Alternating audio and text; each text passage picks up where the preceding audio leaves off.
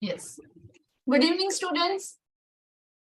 I hope you have revised what we have done in the last class. We have finished till individual assessment. What was pending was REIT. And then we started with it. That was a smaller topic. So we started with the individual assessment. Now we'll get on to the REIT topic and then we'll move forward in this chapter. Okay, let's get started. In case you have any questions pertaining to the last class, you can put it in the chat box. I'll be happy to answer. Yes. Okay, so we have done, as I said, the individual assessment. We compared what is the tax under the normal provision, what is the tax under 115 BAC, and how would you select the option while exercising the optional scheme. You would compare it with the normal provision, and then accordingly you will decide as to which provision is beneficial for the taxpayer per se. And based on that, you will take a call as to whether you have to go for the optional regime or whether you have to go for the normal regime.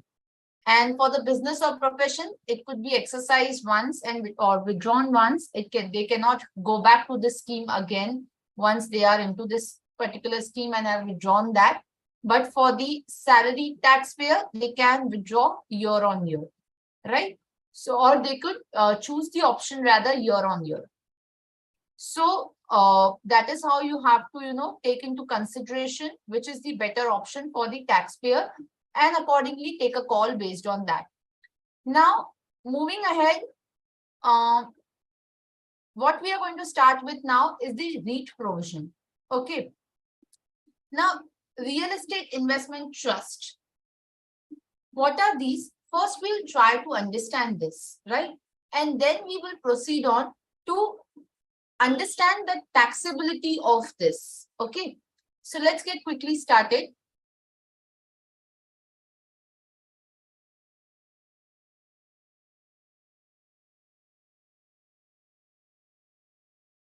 REIT, Real Estate Investment Trust.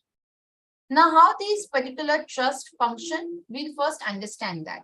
Or what are these trusts basically? First, we are going to take into consideration that particular thing. The taxability is more or less same as we have seen in the securitization trust, AIF. That means it's a pass-through entity. So now what happens is, let's say there is an SPV, special purpose vehicle, right? Now there is this SPV which is there, which holds the basically units of the REIT now. Now what is REIT? Let's try and understand that thing. Now, REIT is basically the investment trust which are investing into the real estate. And that's how they are called as real estate investment trust. Now, these REITs which are there, they are basically holding the investment in the real estate or the immovable property. And same is the case with the InvITs also, right? So, these are basically the special purpose entities which are there, which are incorporated for holding the immovable property. InvIT is the Infrastructure Investment Trust. Now, they operate under the regulations of the SEBI REIT regulations. Okay. So, REIT is set up as a trust and is registered with the SEBI.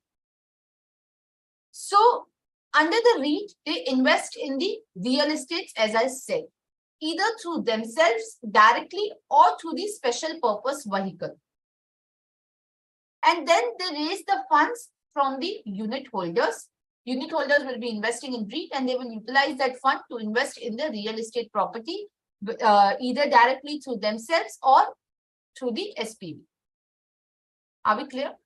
Now, how is the taxability happening in the case of the REIT? So, the first limb which is there, or the first phase which is there in the REIT is the transfer of the shares in the SPV for the units of the business trust. So as I said, there is, let's say, special purpose vehicle, right? Now, the shares of the special purpose vehicle are held by, let's say, a sponsor. Let's say held by the sponsor.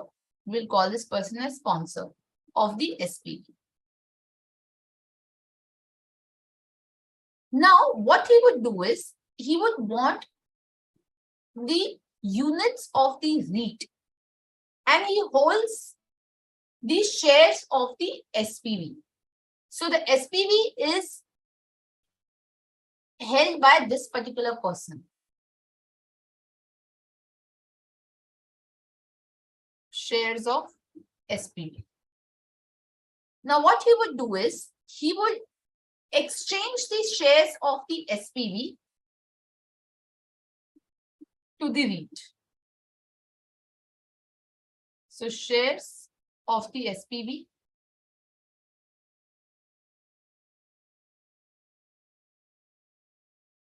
and in return, he will get units of REIT. Now, this particular transaction is not regarded as transfer. This exchange, this is an exchange, though part of 247 falling within the definition of transfer, but this has been specifically covered as not a taxable transfer or not treated as transfer under section 47(17). So this particular transaction is not regarded as transfer under section 47(17).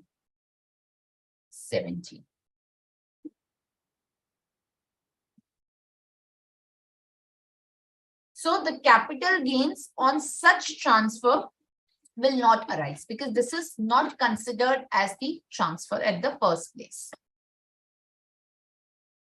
Right? So what does the sponsor is doing? He is transferring the units of the, the shares of the SPV, and in return, he is getting the units of the REIT. What is a REIT? REIT are the trusts which are registered with the SEBI and they are regulated by SEBI and they invest in the real estate assets, either directly or through the special purpose vehicle. Are we clear? And what do the REITs do? REITs raise the funds either through IPOs, right? So they are listed on the recognized stock exchange, and therefore you will observe that under 11111A or 112A, the units of the REIT are also included. Are we clear? Now, if you see this, this is not treated as the transfer. But let's say, for example, the sponsor transfer the units of the business trust. Now, when this sponsor will transfer the units, these units, when he will sell of the business trust, at that point in time, there will be capital gain.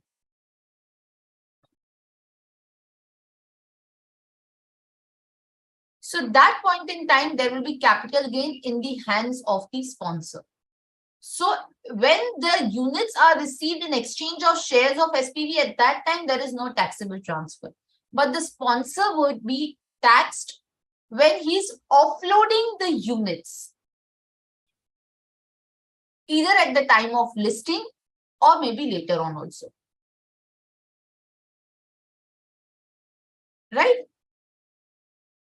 So then in that case, there will be the STT, which will be levied on the sale of units of the business trust because it's a listed, right?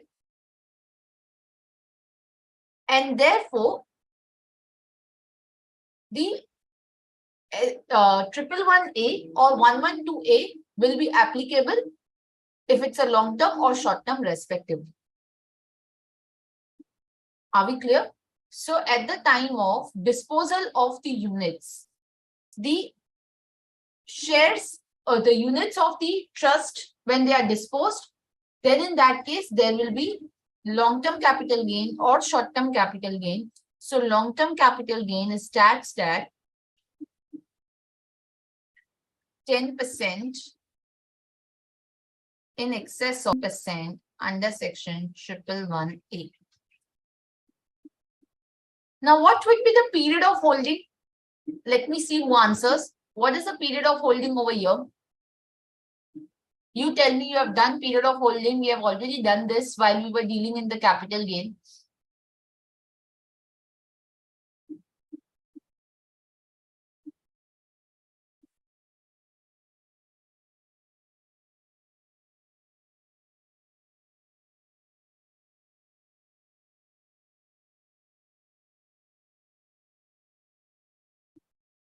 What would be the period of holding?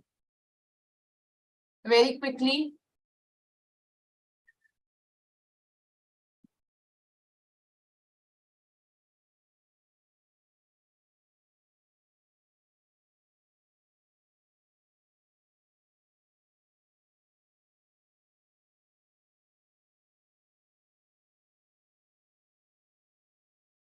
Yes, fast. I'm waiting for your answer. We have done this, so you should be remembering this.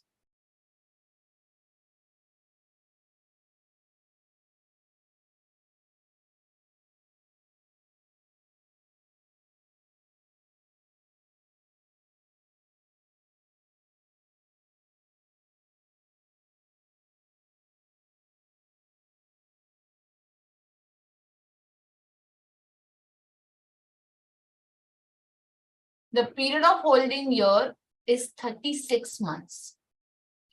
This is not unlisted, so not 24 months. 12 months is available for shares. This does not fall within shares, so the period of holding will be 36 months. Are we clear? So you clearly do not remember this. We have discussed it at the time of capital gain also. The period of holding will be 36 months and not 12 months. Are we clear? Then, what will be the cost of acquisition of the units for the sponsor? What will be the cost of acquisition? So the cost of acquisition of the units would be the cost of acquisition of the shares, right? So cost of the shares of SPV will be the cost of acquisition of the unit.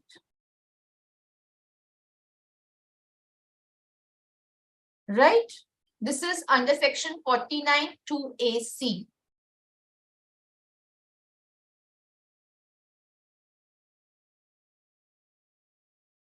What will be the period of holding? From when will the period of holding start? When will the period of holding start?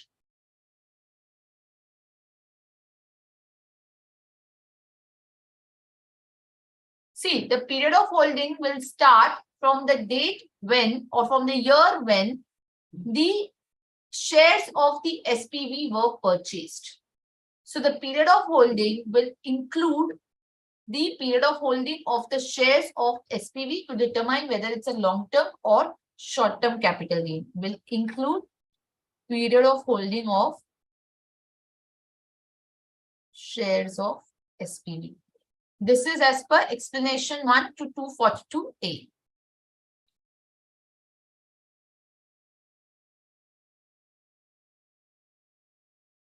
Are we clear? Right? So this is on the transfer of the units of the business trust. Correct? Now this is the first part to it.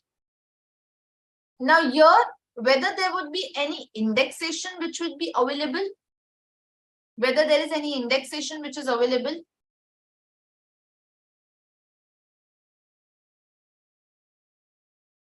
So since it goes under 112A, the indexation will not be available. No indexation in this case since it goes under 112A.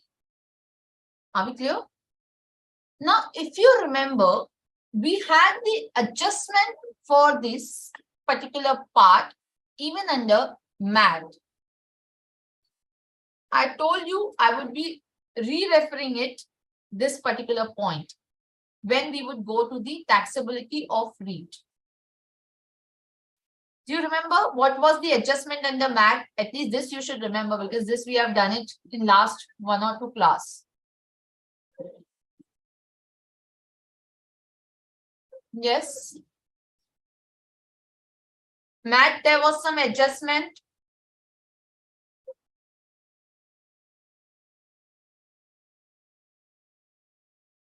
Let me see who remembers.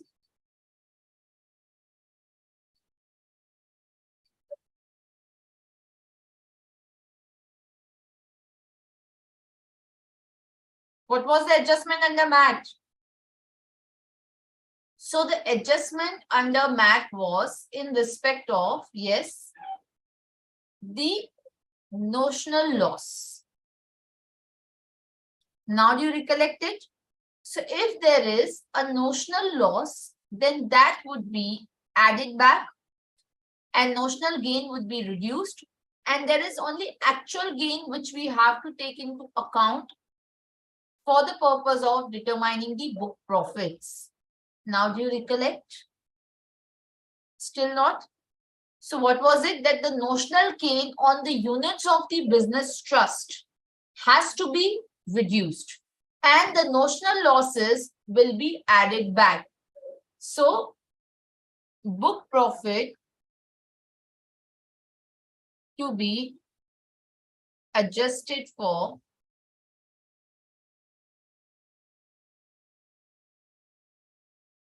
notional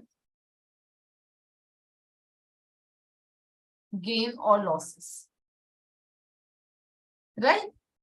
So the actual gain, when the units of the business trust are actually transferred, the amount of that gain or loss has to be added or reduced, since the notional gains on transfer of the units of share of SPV to the business trust in exchange for the units have been adjusted already.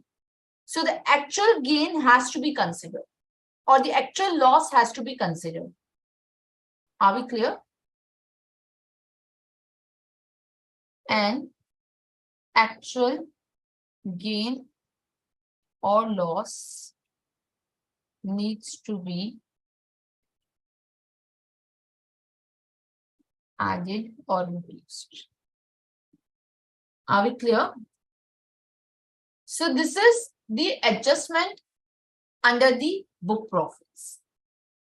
Now the second part. This is the first part of the REIT. The second part, the taxability on the income of the REIT.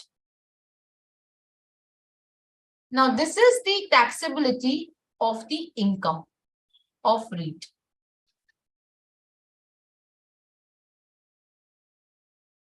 Now let's say this is the REIT.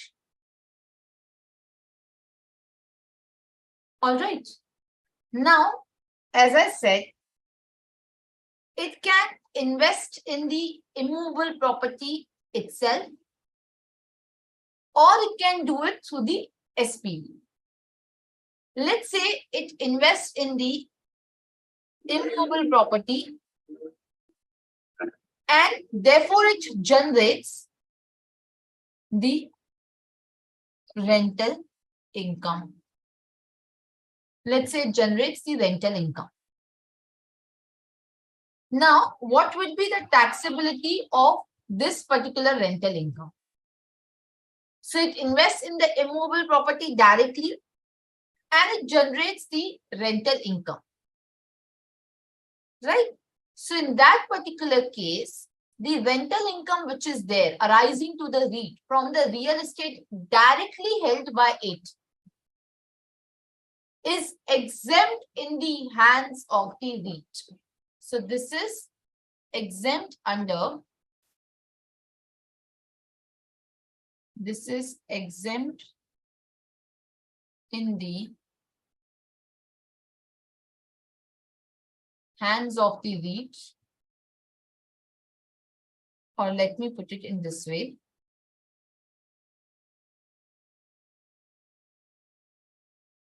REIT exempt under section 1023 FCA. Right? So any income which is received as a rental income from the real estate directly owned by it is exempt. Now, when the tenant, whosoever is there, right, would be paying the rent, he is ideally required to deduct the TDS. He is required to deduct the TDS under 194I, right? There is a provision for deduction of TDS on rent payment. But since this income is exempt in the hands of the REIT, the tax also is not required to be deducted at source. So there will not be any TDS under section 194I. Are we clear? So whether this income is now taxable in the hands of the unit holder, as I told you, this is a pass-through entity. So the answer to that is yes. So this is deemed to be the income of the unit holder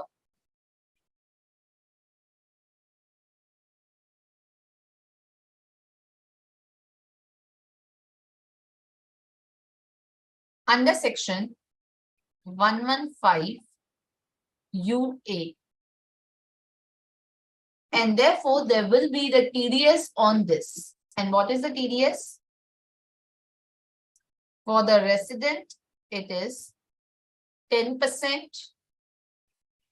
For the non-resident, it is at the rates in force. Right?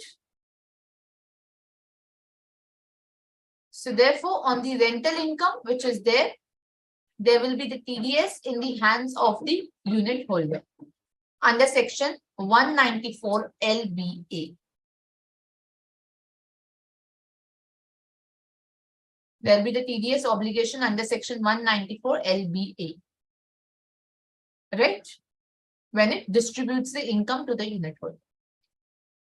Now, secondly, what could be another income of the REIT? Now, as I said, it could invest directly in the real estate. It could invest through the SPV. Now, if it invests through the SPV, the income would be coming through the SPV, right? The income would be coming through the SPV. So, let's say there is this special purpose vehicle.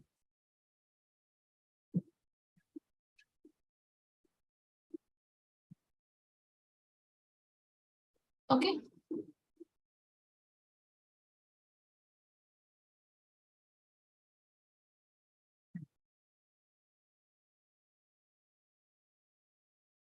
Now, the income will be arising from this special purpose vehicle.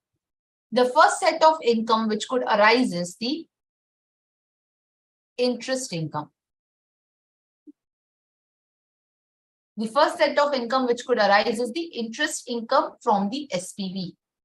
Now, interest income from the SPV is again not taxable and is exempt under 1023 FC. So this is for the REIT exempt under section 1023 FC. So SPV would have ideally required to deduct the TDS if an interest payment is made. But since this income is exempt in the hands of the trust, the SPV is also not required to deduct TDS. No TDS under section 194A. Now, if this income is distributed to the unit holder,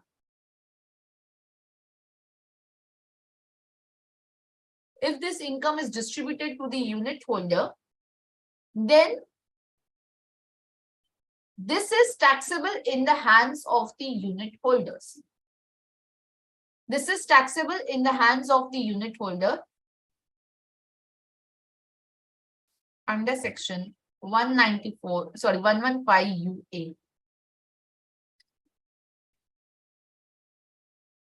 Now, if it is a case of the resident, this is taxable at the normal rates. In case of the non-resident, this is taxable at 5% under section 115A. Also, there will be the TDS obligation under section 194 LBA. For the resident, the TDS is 10%. For the non-resident, the TDS will be 5%. Are we clear? So this is for the interest income which is there. Are we clear?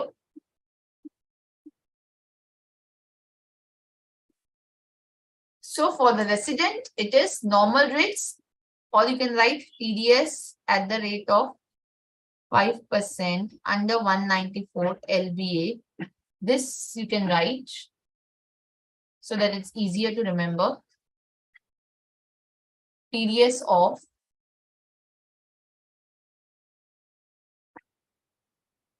5% under section 194 LBA. Clear?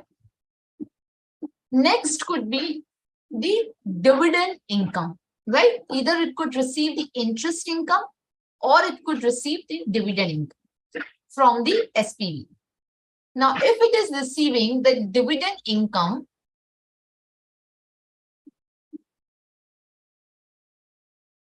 let's say this is the, I'll take it little side.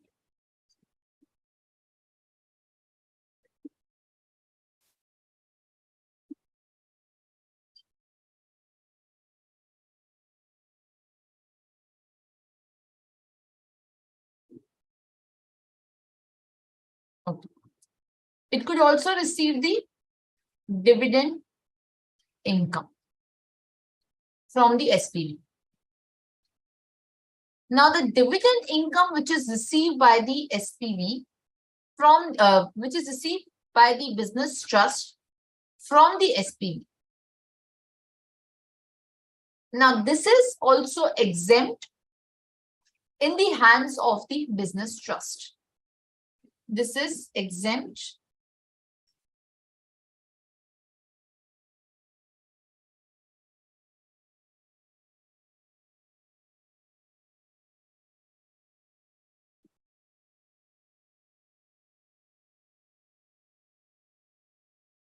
in the hands of the REIT.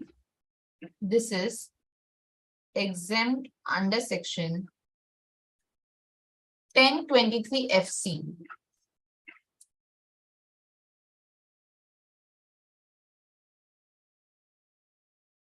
Now, in this case also, since this income is exempt, SPV is not required to deduct any TDS. So, no TDS under section 194. Now, when this income is distributed to the unit holders, so the distributed income, which is in the nature of the dividend received, has two particular points over here. Now, in this case, if say the SPV, if the SPV has not exercised the option under 115BAA, SPV has not exercised option under section 115BAA, which is 22% weight, which is there, right? So, which is 22% rate, which is there under 115BAA.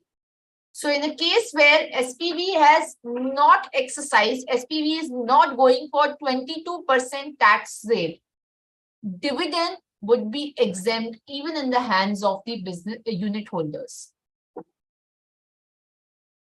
Dividend exempt in unit holders' hand. Where the SPV has exercised option under section 115 BAA, that is the 22% tax rate, then in that particular case, the dividend is taxable in the hands of the unit holder. So, taxable in the hands of unit holder under section 115 UA. Are we clear? Now, what will be the tax rate for the resident? For the resident, the tax rate is normal rates. There will be TDS under section 194 LBA at the rate of 10%. For the non-resident, the tax rate is 10% under 115A.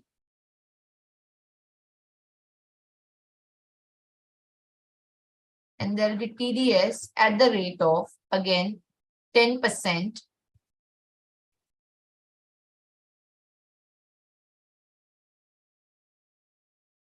under section 194 LBA. Are we clear? So it depends on whether the SPV has exercised the option of 22% or not. Clear? So from SPV, it can get either interest or it can get the dividend. As far as the dividend and interest both are concerned in the hands of the trust, it is exempt. But the dividend will be taxable in the hands of the unit holder only if the trust has exercised, the SPV has exercised the option under 115 BAA. Are we clear?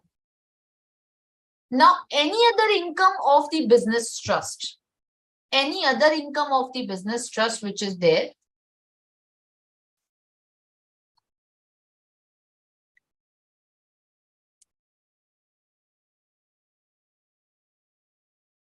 any other income which is there of the business trust other than the interest, dividend, rental income for which we have this specifically dealt with.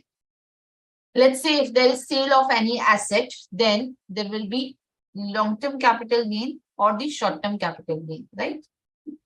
Long-term capital gain would be taxable at 20%.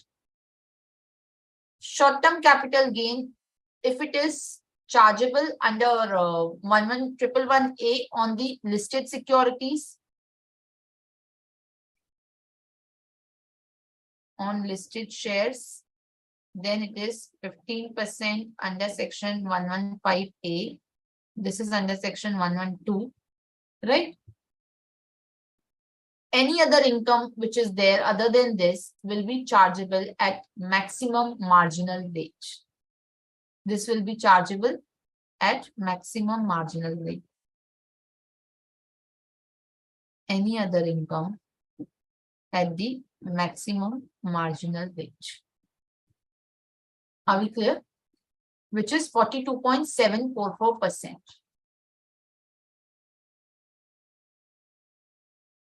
This will be taxable in the hands of the REIT. Taxed in hands of REIT under section 115 UA2. And this will be exempt in unit holders' hand under section 1023 FD.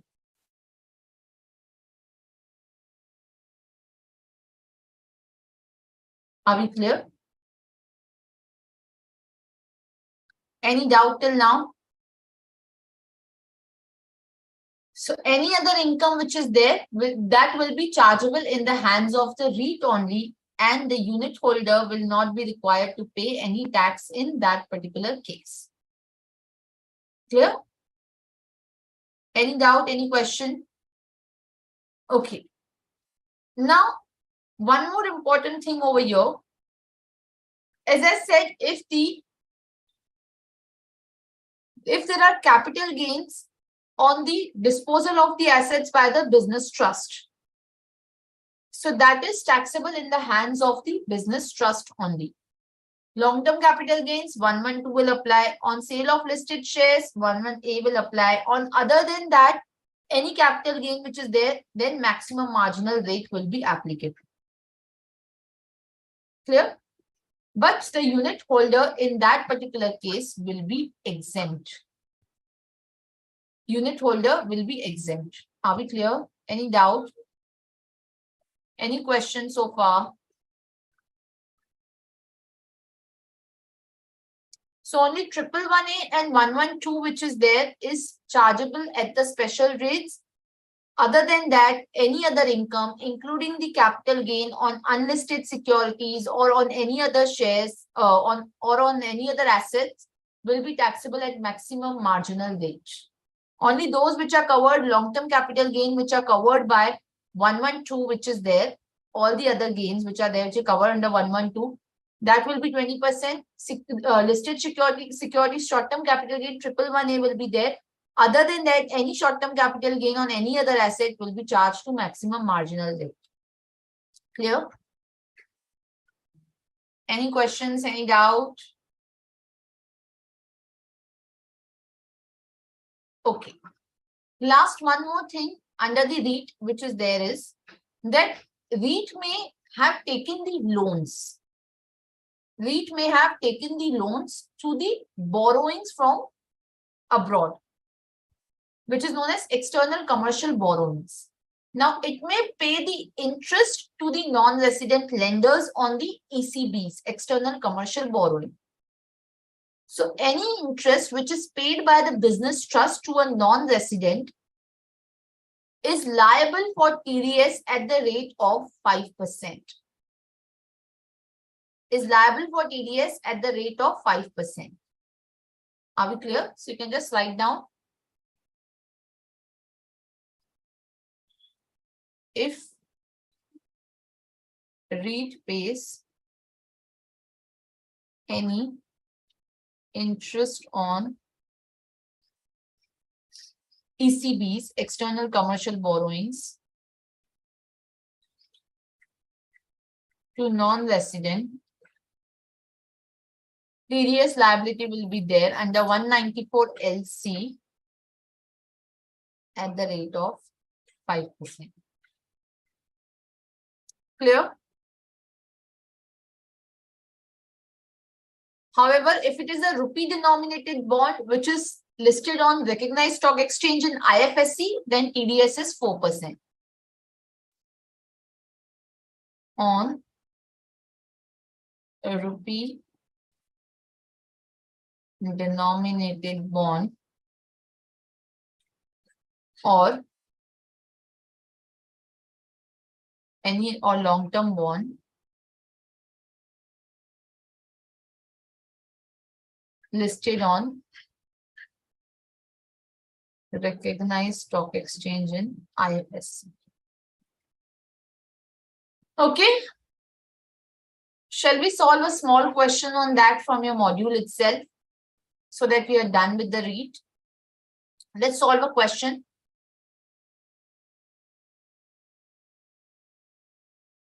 From your module only, I'm sharing the screen. A business trust registered under SEBI gives particulars of its income for previous year 21-22, interest income from Beta Limited 4 CR, dividend income from Beta Limited 2 CR, short-term capital gain on sale of listed shares 1.5, short-term capital gain on sale of developmental properties 1 CR, interest received from investments in unlisted debentures of real estate companies 10 lakh, rental income from real estate, directly owned real estate assets 2.50 CR. Beta Limited is an Indian company in which the business trust holds 70% of the shareholding. Discuss the tax consequences of the above income earned by the business trust in the hands of the business trust as well as the unit holders, assuming that the business trust has distributed 10 CR to the unit holders. Assume that Beta does not opt to pay tax under 115BAA. So start computing, giving you 5 minutes time.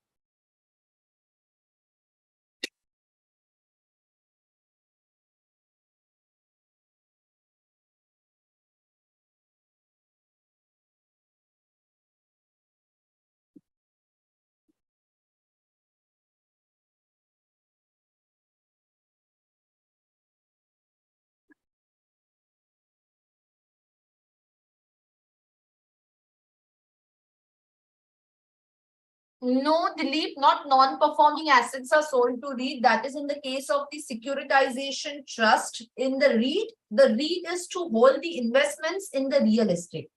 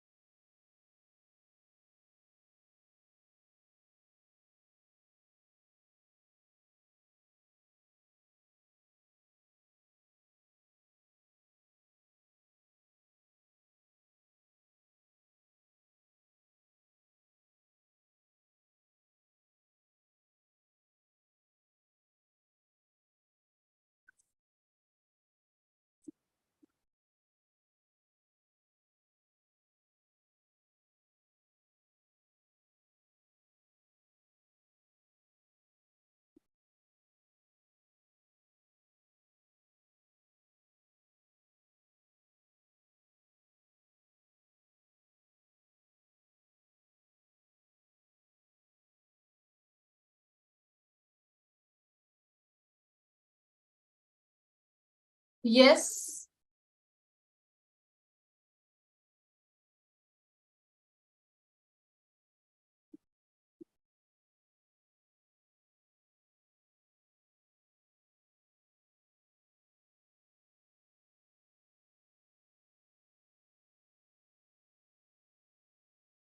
What is the answer?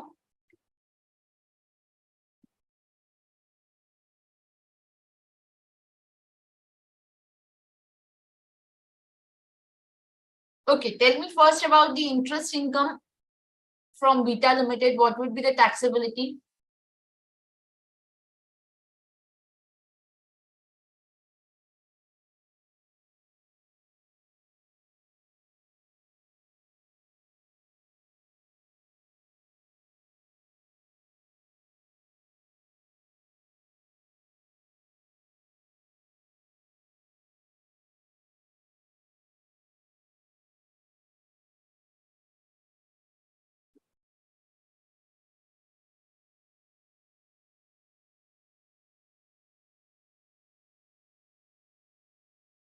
Yes, quickly tell me. What is the taxability of interest income?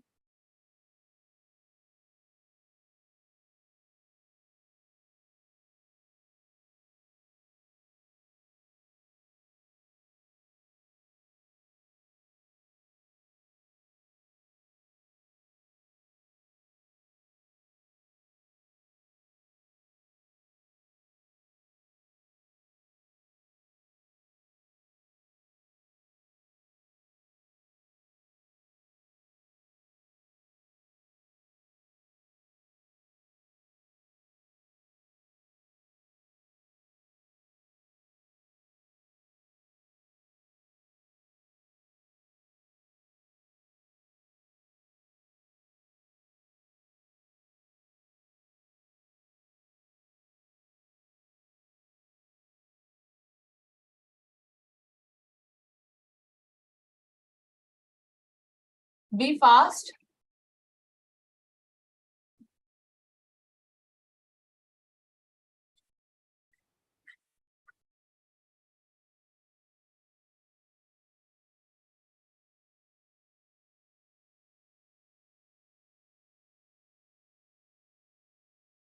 So as we have already discussed, the interest income will be not taxed in the hands of the REIT. It is enjoying the pass-through status.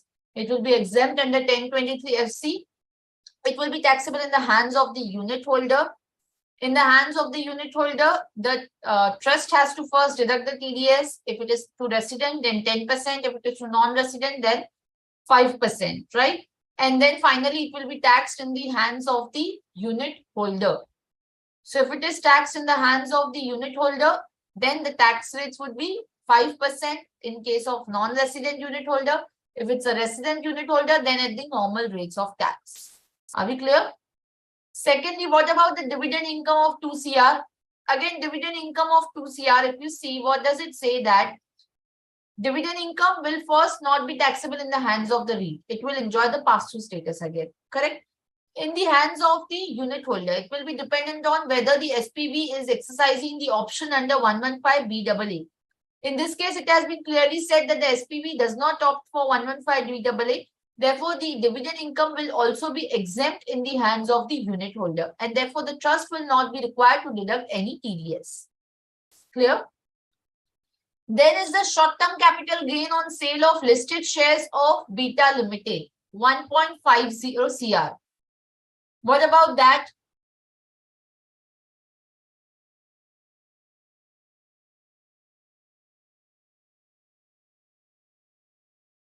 So the short-term capital gains on sale of the listed shares of Beta Limited, that will be taxed in the hands of the business trust at the rate of 15% under 111A.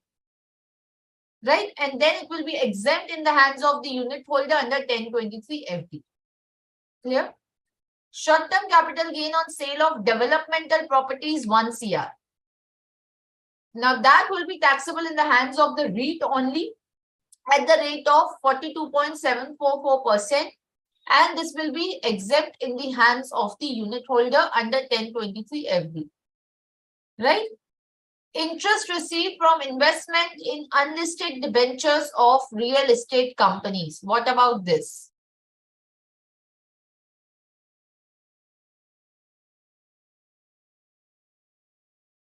Yes, this you have to tell me at least.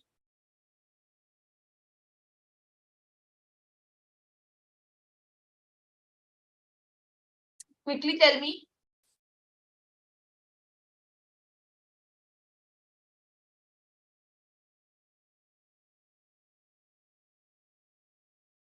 Yes, very fast. I've just explained you it's the same thing. You need not take even this much time.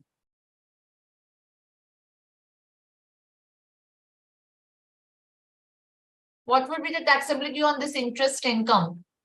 Very quick.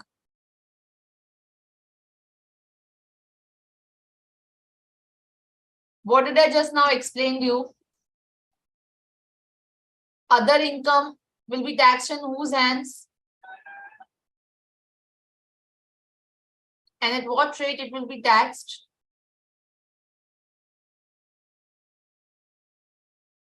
Yes, I'm waiting for your answer.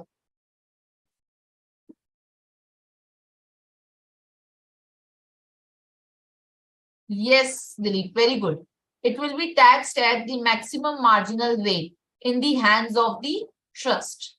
So this will be taxed at the maximum marginal rate in the hands of the trust, and the unit holder will be exempt. Unit holder will be exempt. Are we clear? Unit holder in this case will be exempt. Okay. Next one is the rental income of rupees 2.50 CR from directly owned real estate assets. What about that?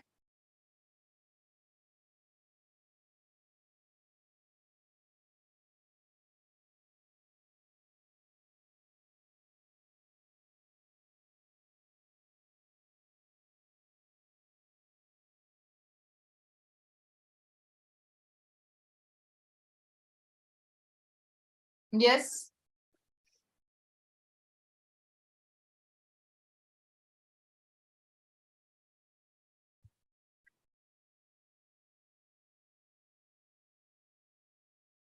So 2.50 CR of rental income will be exempt in the hands of the business trust, and there will not be any TDS also on that in the 194I, but it will be taxable in the hands of the unit holders. Now the business trust has to deduct the TDS in that particular case under 194 LBA. For the resident, it will be 10%. For the non-resident, it will be rates in force. Okay. Are we clear? Is this some question clear? Okay. So let's move forward then. Okay. So the REIT concept is clear, yes or no? Yes, Dilip, you were correct. Is it clear? So REIT, InvIT, AIFs, securitization trust, they enjoy the pass-through status, but then their taxability differs a little bit. Okay. For example, in AIFs, we had seen how the loss carry forward has to be done in the hands of the investors. That was not in the securitization trust. The taxation is very comprehensively provided under the Act. Okay. Now, next we are proceeding towards the income from the HUFs, which is a very, very small topic which is there. Now, in case of the income of the HUF, the HUF is recognized as a separate entity. It is recognized as a person, right? So HUF is a separate entity altogether. Though it is treated as a separate entity for the purpose of the assessment under the Income Tax Act, because under 231, it is recognized as a person. Now, how the assessment of the HUF is to be done, or how the taxability is to be done. It is taxed in the hands of the HUF only and not in the hands of any of its members, because as I said, HUF is a separate and distinct entity. However, at various points, we have used or we have seen the provisions applicable to individual or HUF both. Right? For example, the tax rates which are there, which you are seeing, are applicable to individual or HUF both. Whatever the tax rates are applicable to individual are also applicable to the HUF. Isn't it? So the HUF, if you see, is also having the same tax rates, which is under the normal provisions also, as well as under the 115 BAC as well. Correct?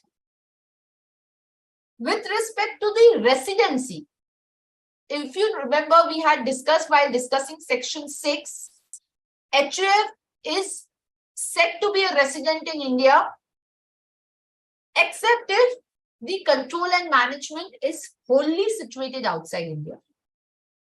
So even if there is a part control in India,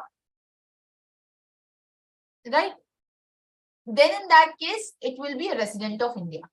So the control and management, if it is situated wholly outside India, only in that case, it will be a non-resident.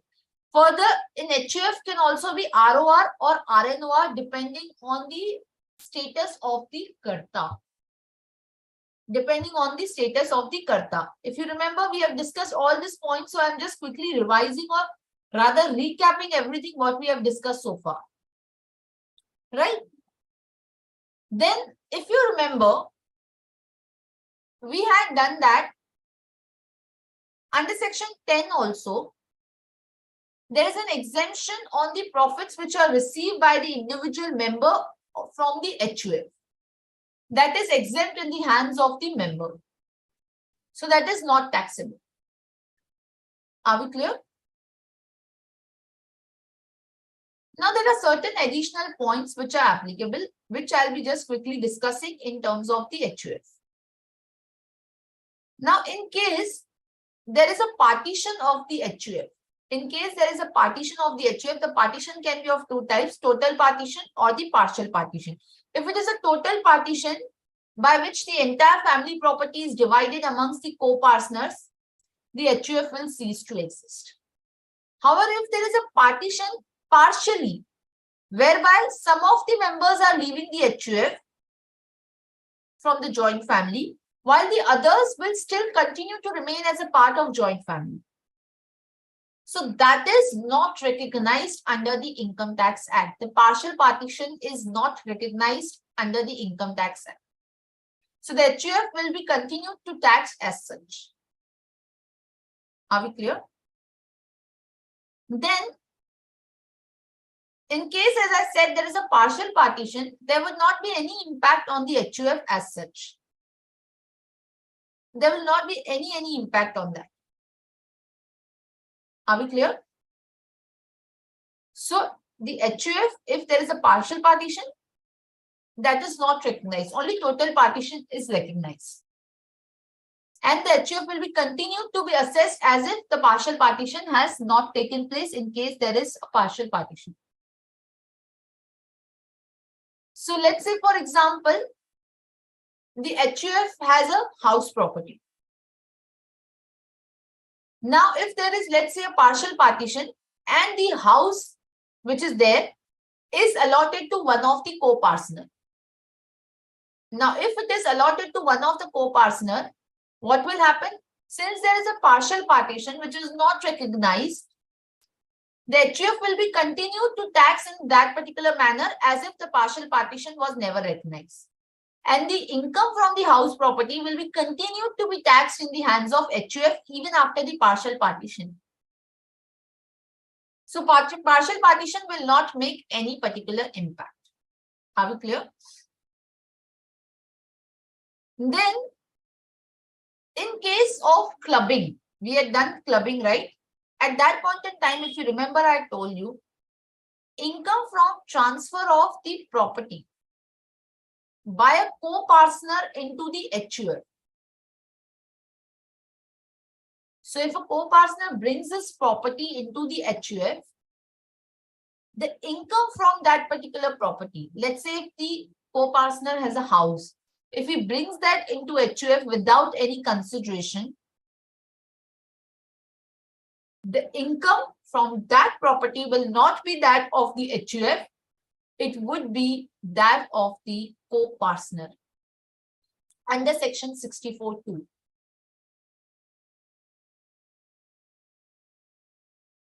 Under section 64(2). Are we clear? So that is the clubbing provision will be applicable there. Clear? One more important point over here is, let's say if the member of the HUF is making the investment in any partnership firm or in any company out of the funds borrowed from the HUF. Let's say I'm a member of HUF, I'm making an investment in the company shares or in the partnership firm out of the funds I have borrowed from HUF. Then in that particular case, whether the income from that concern would be the income of the HUF or would be the income of that particular co-partner or the member. So if a member of HUF receives any fee or remuneration from a company or a firm because he is becoming a director or a partner, which is arising out of the investment made in that firm, the investment is made, if the investment is made from the borrowed funds from the HUF, such fee or remuneration will be the income of the HUF and not that of the particular member.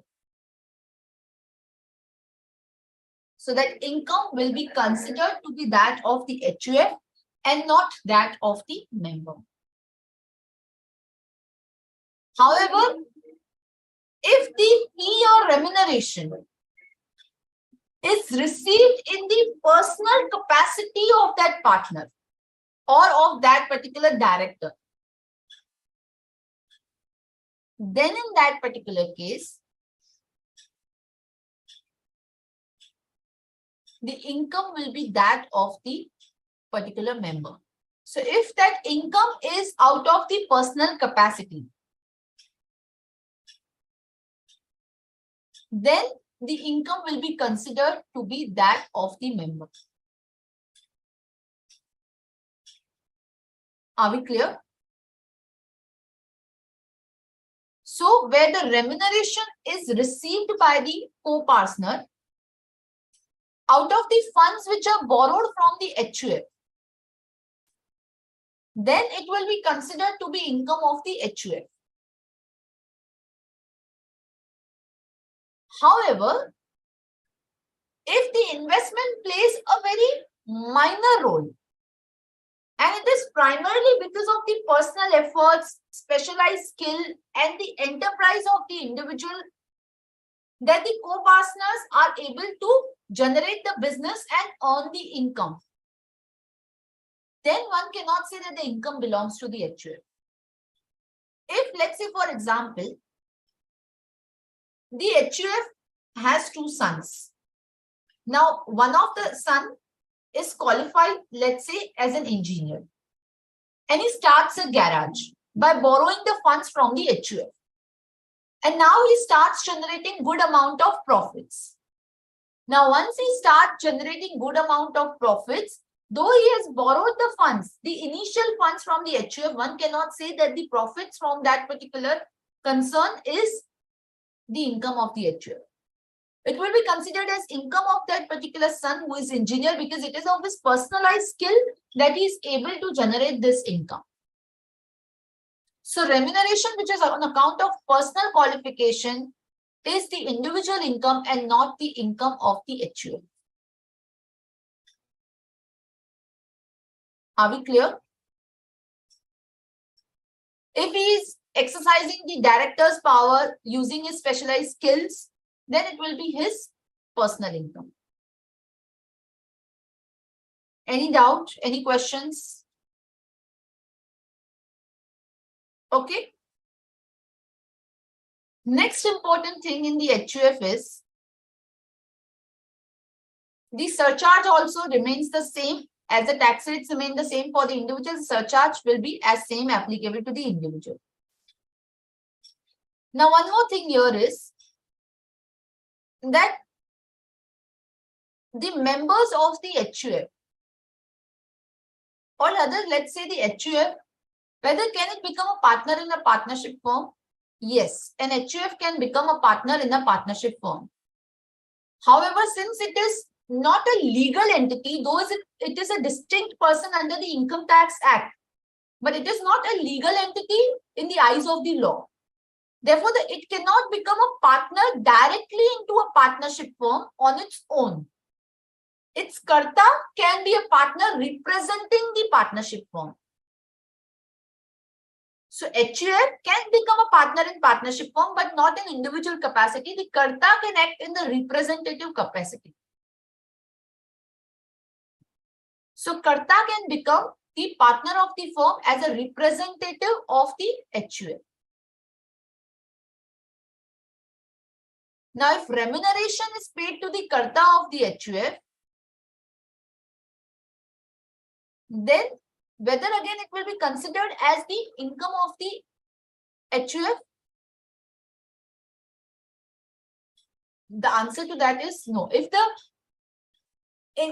partner, the karta is becoming partner in his individual capacity, then it will not be considered as income of HUF. But if the HUF is becoming partner, and if HUF is becoming partner, the karta is acting in a representative capacity, then yes, it will be the income of the HUF. Are we clear? Whether HUF can pay salary to the karta or to the members. If the remuneration is paid to the karta, which is bona fide and which is necessary in terms of running the business of the family, it is not excessive, then that particular expenditure will be allowed as deduction. So, karta can pull out the remuneration from HUF.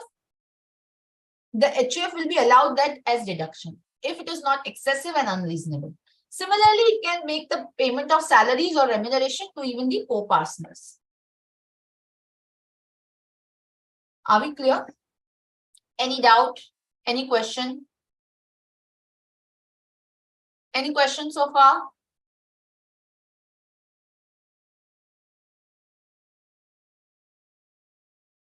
Okay. Now, next we are going to start with the very important topic, which is assessment of partnership firms.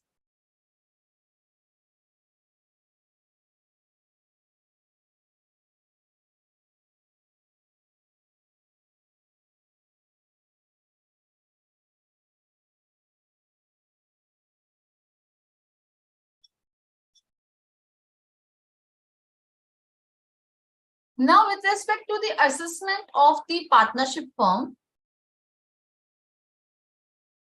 there are certain conditions. Now, if you know that the firm is defined, it includes the LLP as well, right?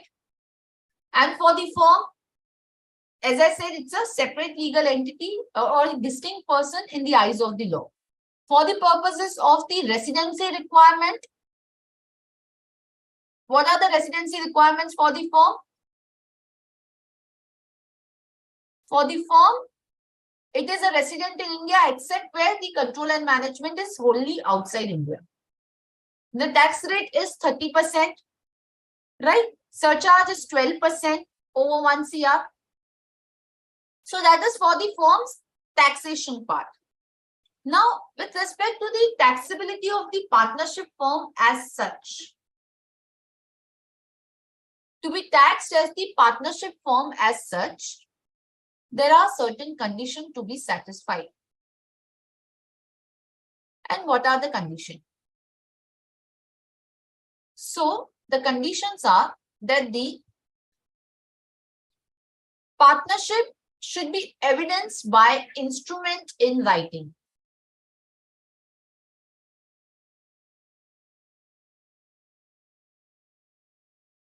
Should be evidenced by instrument in writing. The shares of the partners must be specified in the instrument. The shares of the partners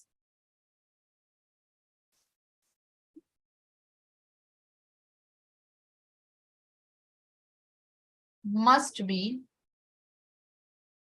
specified in the instrument. So, the shares should be properly mentioned in the instrument. There should be an instrument which should be there between the partnership firm, and the shares should be clearly specified therein. Are we clear? And the third condition is copy of the instrument is disclosed in the first assessment year.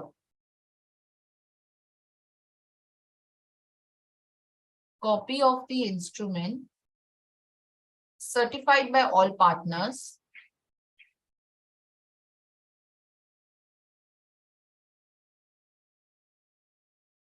should be disclosed in the first assessment year itself. Are we clear? If these conditions are satisfied, then this will be considered as, or it will be assessed as, partnership firm as such. And what would be the relevance of this? Then the interest and remuneration to the partners will be allowed. If these conditions are not satisfied, then the interest and remuneration to the partners will not be allowed as deduction. So if these conditions are not satisfied,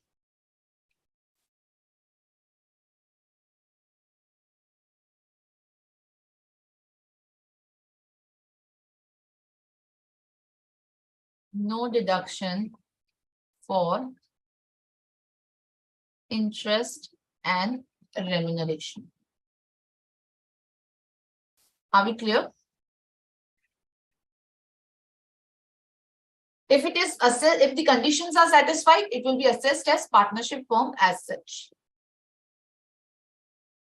Now, let's come to one by one about the remuneration and interest. Now, remuneration, again, there are certain conditions for allowability of the remuneration. We have discussed this while we were doing PGBP also, but here we are going to discuss in detail. So there are conditions which are prescribed under section 40B, 40 small b. The remuneration should be paid only to the working partner. Paid only to the working partner. Now, what do we mean by working partner? Who is engaged actively in the business of the firm. He should not be a sleeping partner. So, he should be engaged in the business of the firm. Whether he is full-time or part-time, that is irrelevant. What is important is that he should be actively engaged in the business of the firm.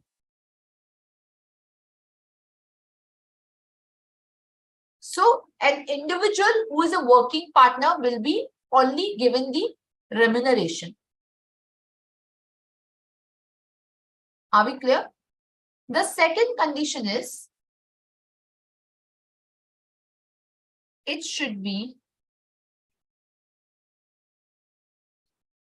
authorized by the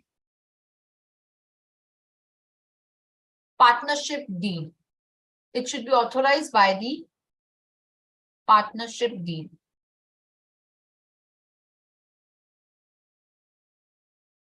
Now, any salary or remuneration which is paid to the working partner should be authorized by the partnership deed. The deduction will be not allowed if it is not authorized or is not in accordance with the terms of the partnership deed. So the deed should clearly specify the amount of the remuneration payable to each individual working partner, or should at least provide the manner of calculating the remuneration, which is to be allowed to the individual partner. The deed should be very specifically providing that, yes, these are the partners to whom the remuneration will be paid in this particular manner. So that should be clearly provided. Third is, it should not pertain to period prior to the partnership deed. It should not pertain to period prior to the partnership deed. What is the meaning of this? So any remuneration which is paid to the working partner will be allowed from the date of the partnership deed and not from any period prior thereto. So let's say, for example, if the deed is incorporated as on the July 1st, but if it is mentioned in the deed and it is effective from 1st of April, then the deduction will be allowed from only July 1st and not from the period April to June. So the retrospective application cannot be given to the partner's remuneration. So if the deed is signed, let's say in July, then the remuneration has to be given from July. Let's say, for example, if the deed was signed in April, as per which the remuneration was, let's say, 10,000. Now, later on in the month of August, a supplementary deed was signed by which the remuneration was increased to 20,000 with effect from 1st April. Whether that can be done? The answer to that is no. So the 20,000 which is there will be available only from August 1st. It will not be allowed from April, even though the remuneration was allowed in April, but a lower remuneration was allowed. If the deed, when it is providing that from that particular day, the remuneration would be effective. It cannot be retrospective in effect. Clear? It should not exceed the permissible limit. And what is the permissible limit? That we have discussed it while we were dealing 40B under the PGBP, and you are going to tell me.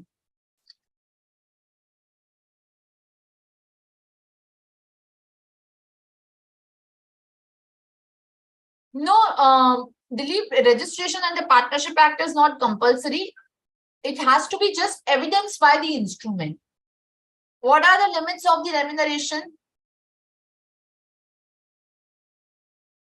Yes, tell me. We have done this.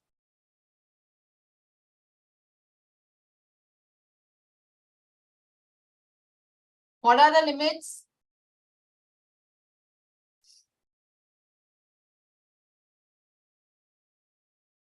Be very fast.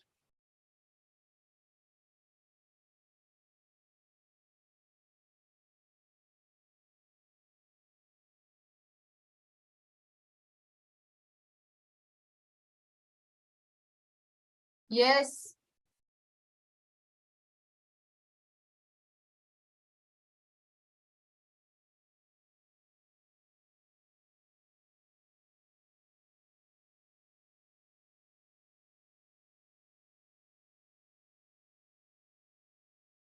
Yes, what was the remuneration? Yes, Dilip, you are correct. So, what are the limits for the remuneration? The limits are that up to rupees on the first 3 lakh. On first 3 lakh, first rupees 3 lakhs of book profit, or in a case of loss, rupees 1,50,000 or 90% of book profit, whichever is higher. Whichever is higher. On the balance book profit,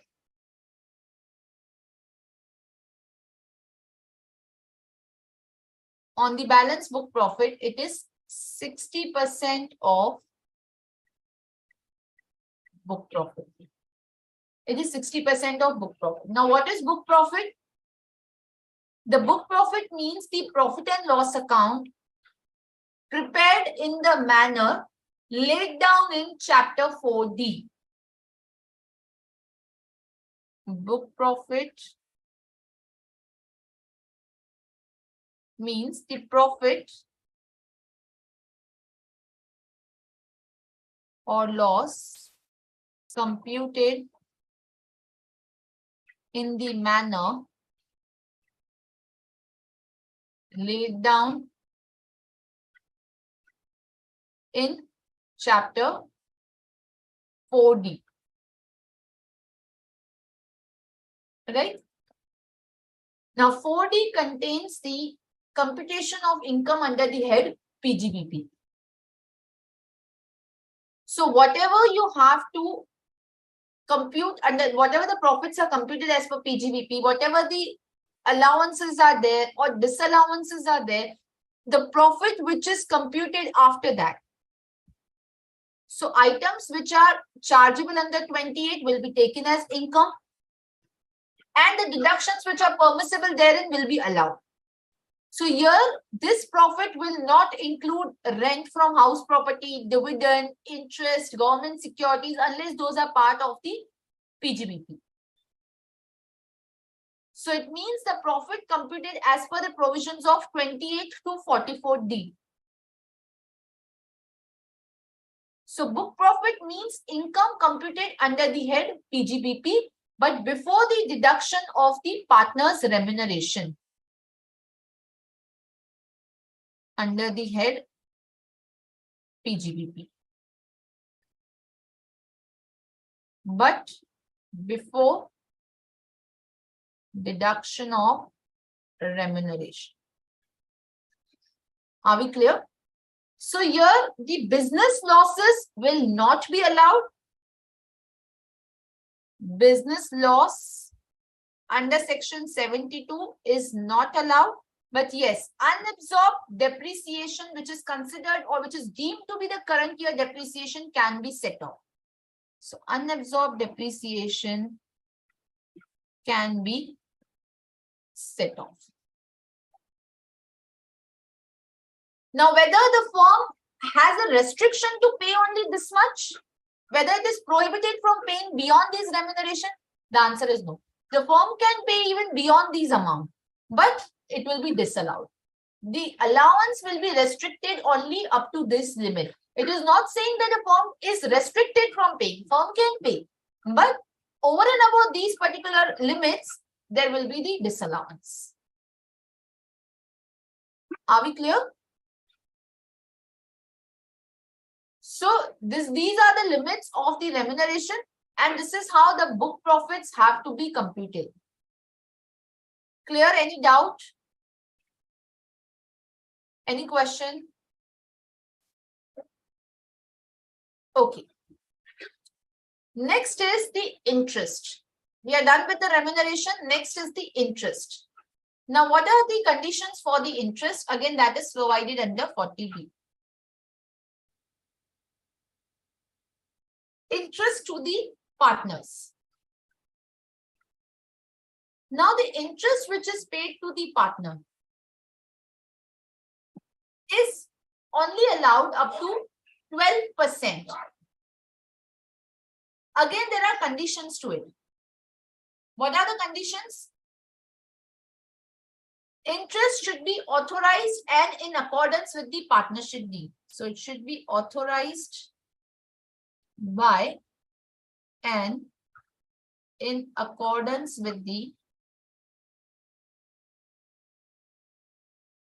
partnership deed. It should not be for a period prior to the partnership deed, as it was for the remuneration. Not for the period prior to the partnership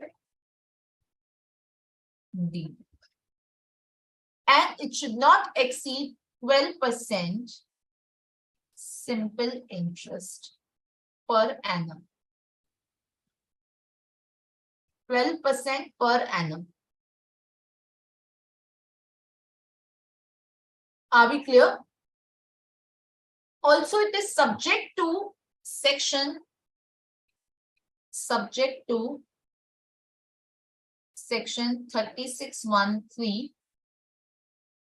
That is, it should be for business or profession, and of course, it is also subject to section 40A(1).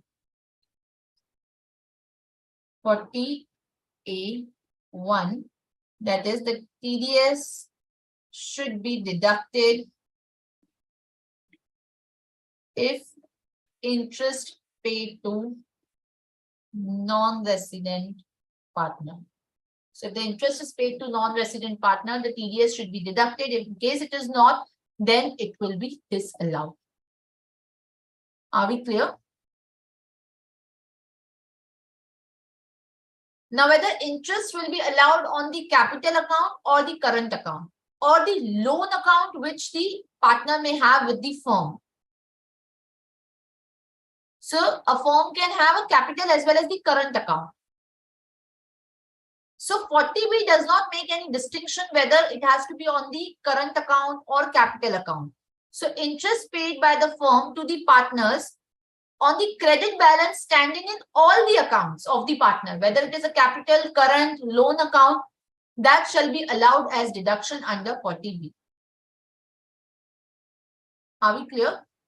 Also, the partner may have some debit balance and may have some credit balance in the capital account.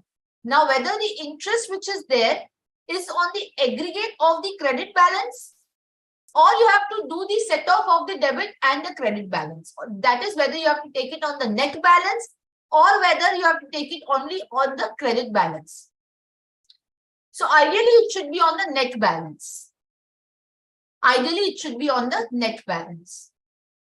Are we clear? And this is the simple interest which has to be paid.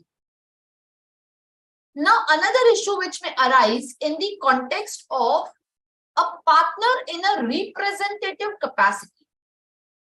A partner in a representative capacity. So, as I said, an HUF can be a partner in a firm, but the Karta will act in a representative capacity. Now, so if an individual is a partner in a representative capacity, that is on behalf and for the benefit of another person and not in his personal capacity, then the interest paid to such individual by the firm, if he is not acting in a representative capacity and in a personal capacity, then of course there will not be any limitations under 40B. But if the interest is paid to the representative partner, then it will be subject to the conditions of the 40B. So just write down. If let's say HUF ABC is partner in firm AXY, wherein Karta A is partner in representative capacity.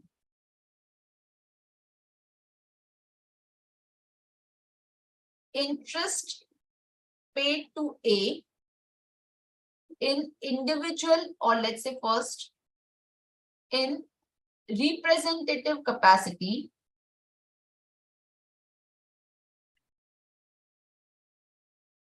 subject to 40B. Interest paid to A in individual capacity, no limitations of 40B. Are we clear? Then there will be no limitation. And if he is acting in a representative capacity for any other person, if interest is paid to an individual partner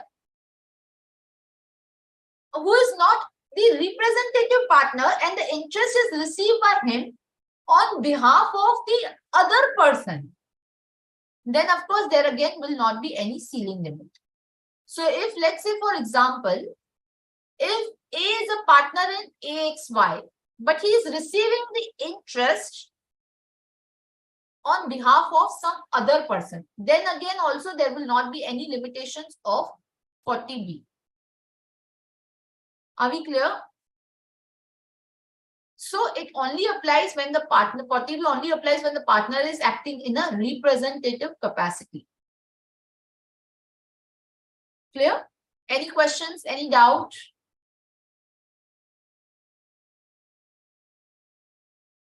Yes, Dilip, the interest will be allowed as deduction for the purpose of remuneration.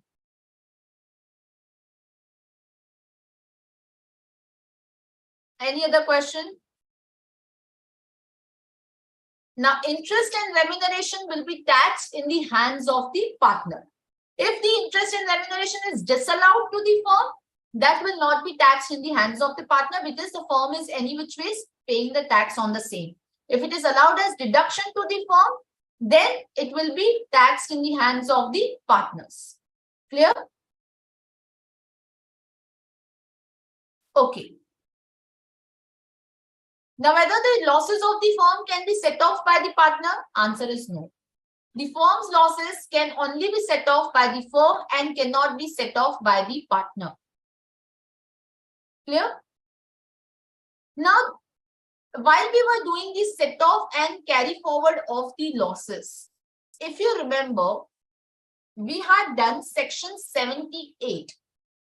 I'll take you to that particular section.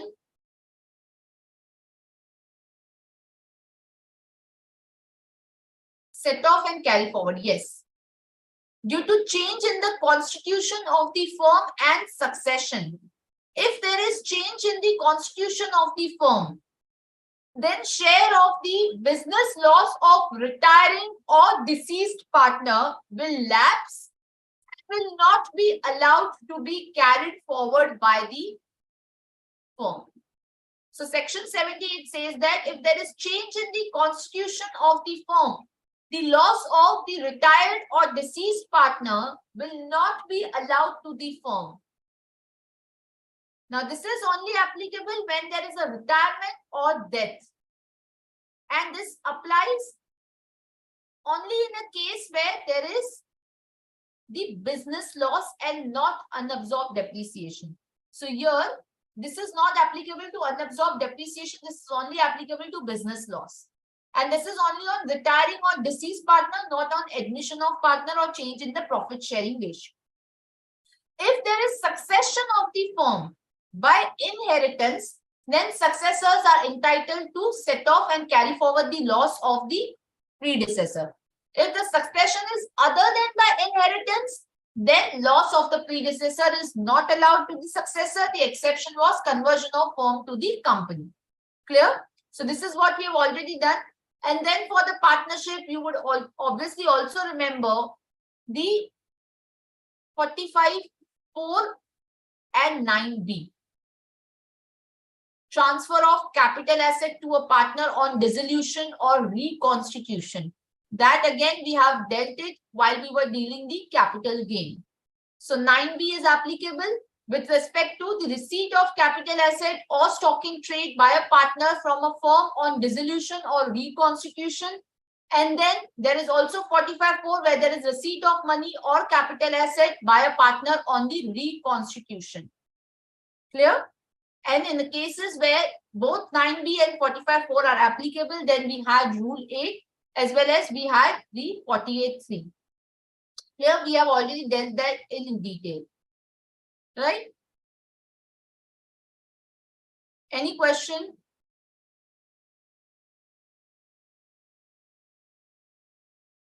Any particular question?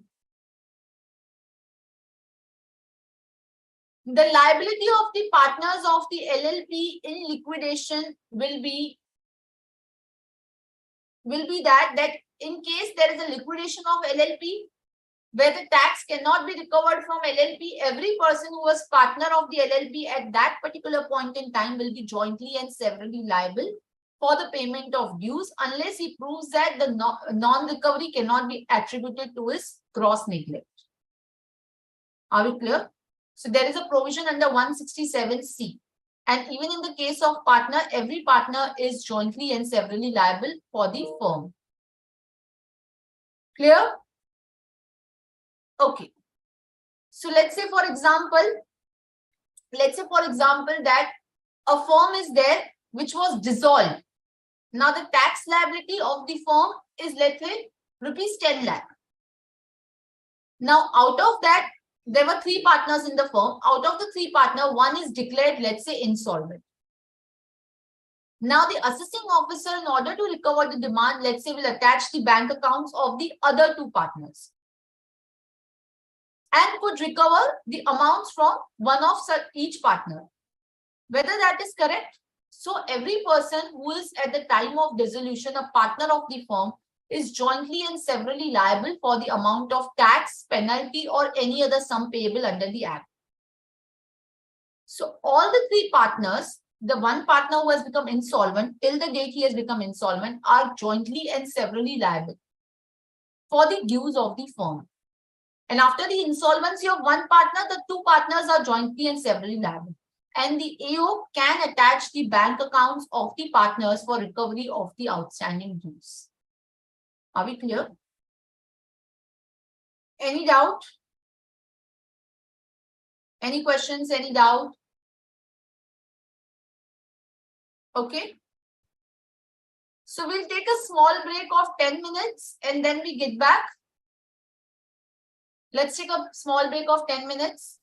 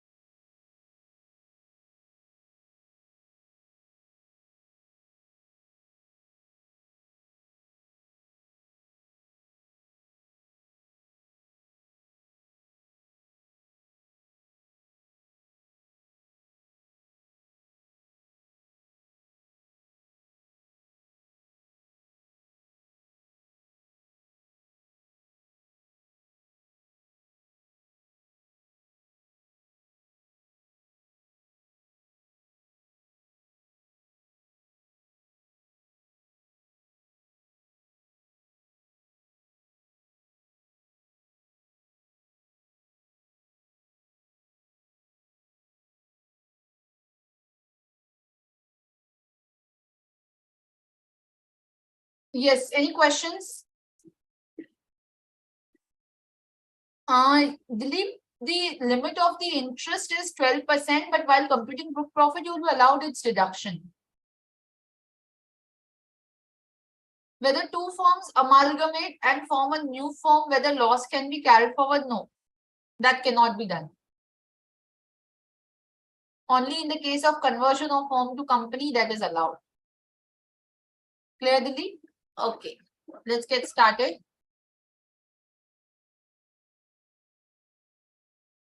One second, let me just share the screen. Yes. Now, as I said, for the firm, if the conditions are fulfilled, then it will be assessed as partnership firm as such, right? Then it will be assessed as partnership firm as such, and only in that particular case, the deductions to the firm will be allowed. Are we clear? So, in case if there is any of the condition not fulfilled, then these deductions will not be allowed. Clear? Yes, in the case of the change in the constitution, if it is there, then the retiring or deceased partner's share is not allowed. So let's say, for example, if there are three partners, one of the partner retires, and if there is, let's say, a business loss of 3 lakh, then out of that 3 lakh, the share of that one partner, which would be 1 lakh, if they are equally sharing it. So only 2 lakh will be allowed to be carried forward, 1 lakh will lapse. Clear? So that will clearly lapse. All right. Okay. Shall we solve one question on the partnership? Let me just share the screen.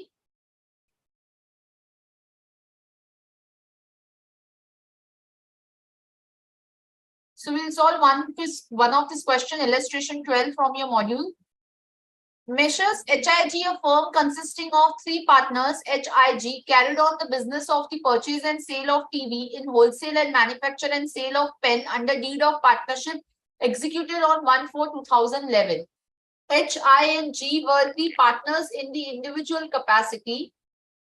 The deed of the partnership provided for payment of salary amounting to 1,25,000 each to G, H and G, who were the working partners. A new deed of partnership was executed on 1/10/21, which, apart from providing for payment of salary to the two working partners as mentioned in the deed of partnership on 1/4/2011, for the first time provided for payment of simple interest at 12% per annum on the balances standing to the credit of all the capital accounts of the partners from 1/4/21.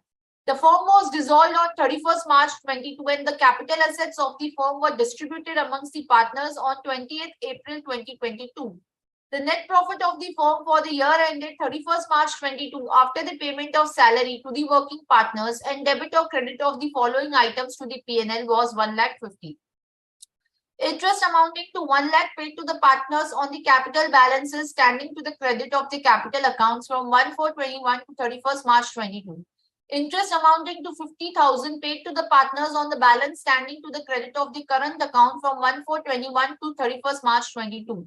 Interest amounting to 20,000 paid to HUF of partner H at 18% per annum.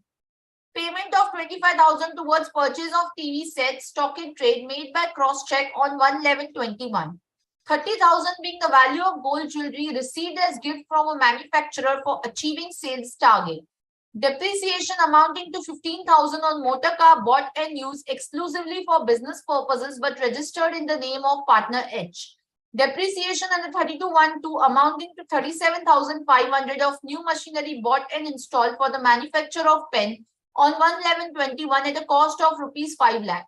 Interest amounting to 25,000 received from bank on fixed deposits made out of surplus fund. The firm furnishes the following information relating to it. Closing stock was valued at 60,000 as per the method of lower of cost or NRV consistently followed by it. NRV was rupees 65,000. Brought forward business loss relating to assessment year 21/22 was 50,000. Fair market value of capital assets as on April 22 was 20 lakh and their cost was 15 lakh. Compute the total income of HIG.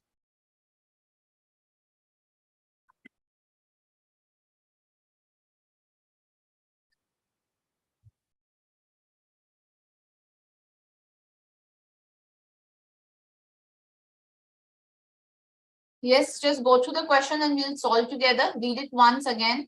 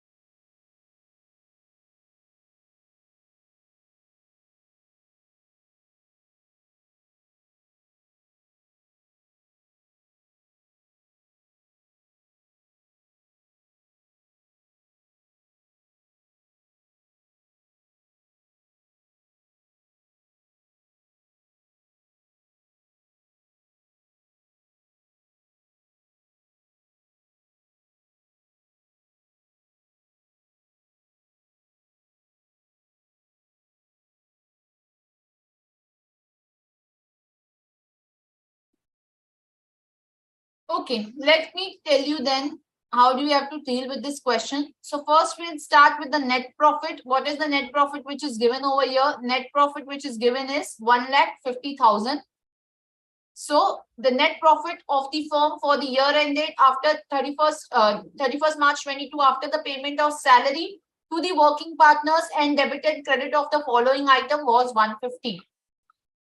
Then the interest amounting to 1 lakh paid to the partners on the balances standing to the credit of the capital accounts from 1/4/21 to 31st March 22.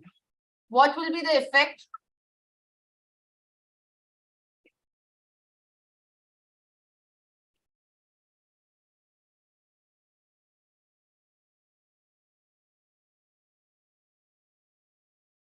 Yes, what will be the effect of this?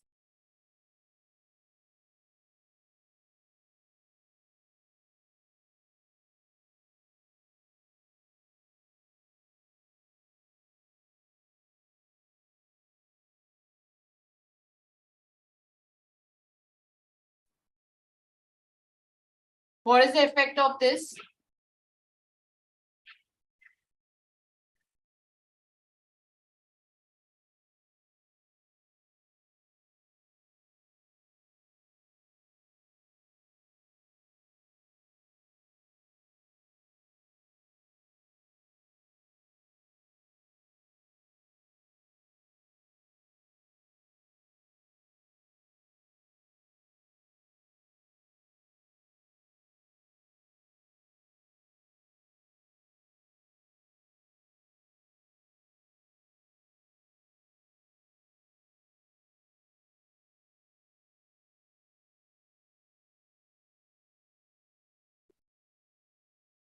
Quickly tell me what will be the effect.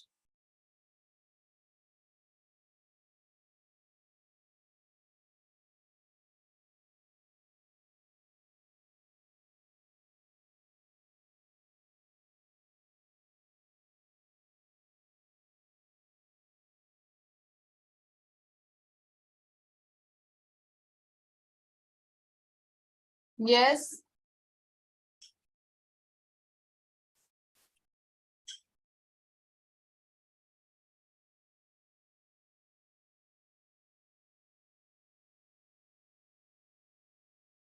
No, Anarga, if the amount is borrowed and utilized to create FD, that will not be clubbed in the hands of the firm because that is the income of the partner only. Dilip, how much will be the amount which will be added back? Will the entire amount be added back? Entire 1 lakh will be disallowed? Yes. Will entire 1 lakh will be disallowed? This is from study material page number 12.112, Simran. What will be disallowed? How much portion? Will the entire 1 lakh will be disallowed? What did I tell you just now?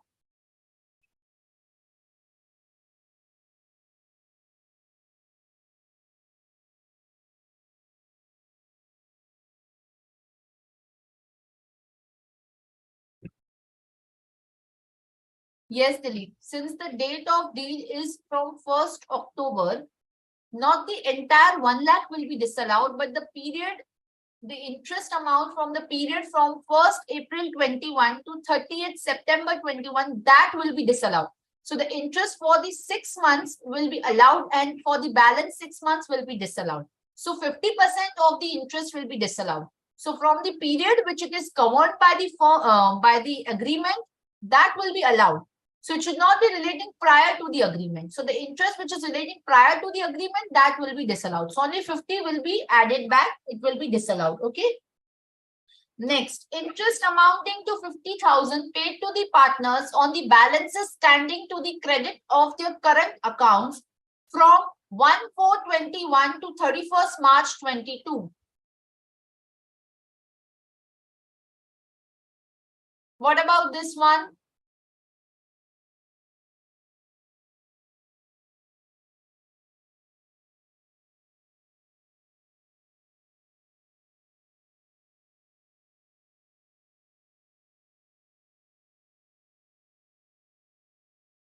Delete post only will be allowed. Pre-agreement period will be disallowed. Anarga, did you understand? Not entire 1 lakh has to be disallowed. Only up to the period which is prior to the agreement, that will be disallowed. What about this one?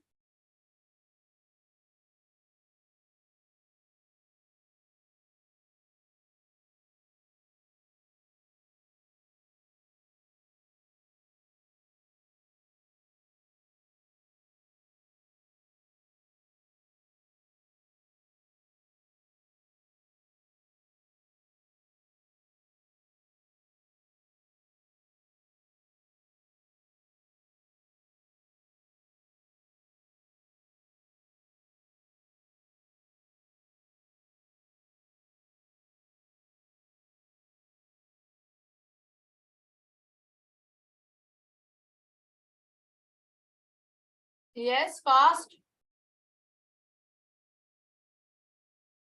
No, Dilip, not same 25,000 will not be disallowed. Entire 50,000 in this case will be disallowed. Now read the question very carefully here.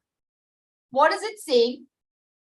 Deed of the partnership provided, sorry, this one. A new deed of partnership was executed on 1st October, which apart from providing for payment of salary to the two working partners, as mentioned in the deed of partnership executed on 1/4/2011, for the first time provided for payment of simple interest at the rate of 12% per annum on the balances standing to the credit of the capital accounts of the partner from 1/4/21.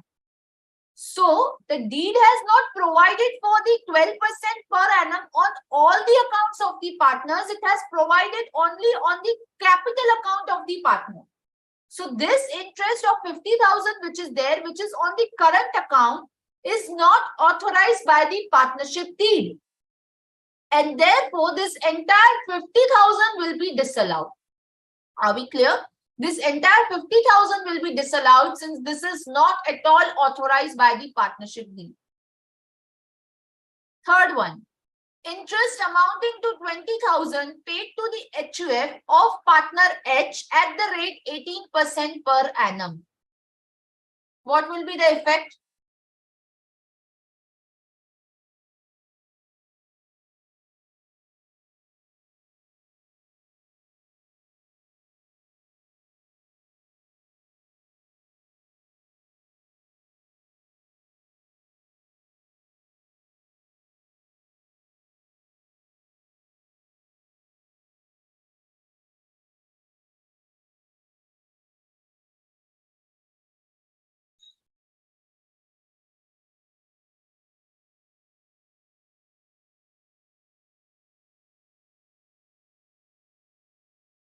Yes, Dilip, correct.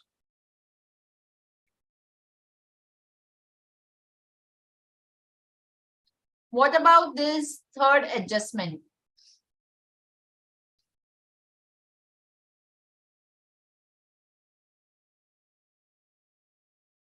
Yes, HUF is not in representing capacity. Dilip, you have not understood the representing capacity part. So in case the HUF is a partner and the partner is acting in a representative capacity, the member of the HUF or the Karta of the HUF is acting in a representative capacity, then the limits of 40B will be applicable. In case the partner is acting in an individual capacity and not in a representative capacity, he is individually acting as a partner of, he is individually acting in a firm based on his professional skill, then 40B will not be attracted because he is not a partner. Here, it is not in any means relating to a representative capacity partner. Here, what it is saying is interest amounting to 20,000 paid to HUF of partner H. Here, nobody is acting in a representative capacity. Here, what they are simply saying is that the interest is paid to the HUF. The HUF is of partner H. So therefore, in that case, there is no disallowance because here the partner is not at all involved. It is paid to the HUF. Had it been the case that interest is paid to H, who is acting in a representative capacity for HUF, who is a partner in the firm, then it would have been subject to 40B. Then we would have not allowed 20,000 because it is not authorized by partnership deed. Right? But here it is paid to HUF. HUF is not a partner and therefore there will not be 40B attracted in this case. So this will be entirely allowed. But this will be subject to 40 capital A2. What is 40 capital A2? Payment to the related party. HUF is related party of H and payment to any concern who is related should be at the fair market value. Here it is not given what is the fair market value. Therefore, we would just write it in the notes to the question that this amount is allowed, but this would be subject to the compliance of 40A2. Clear? Are we clear? Next one. Payment of 25,000 towards purchase of TV, stock in trade made by a cross check on 1/11/21. What would be the effect? Yes, Dilip, correct. Yes, Anarga, disallowed because it is otherwise done by an account pay check or account pay bank draft or ECS or any other electronic mode. So 100% of 25,000 will be disallowed, whether it is stock in trade or anything else. Okay. If it would have been a capital asset, then we would have reduced it from the capital asset for the purpose of computing depreciation. Here it will be 100% disallowed. Rupees 30,000 being the value of gold jewelry received as gift from a manufacturer for achieving sales target. What will be the effect?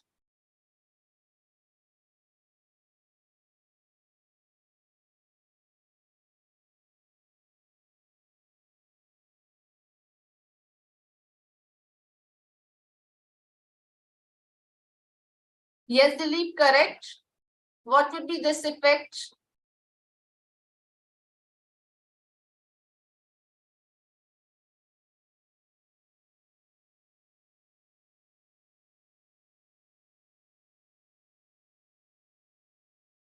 No, Anarga, this is not going to be covered under 56.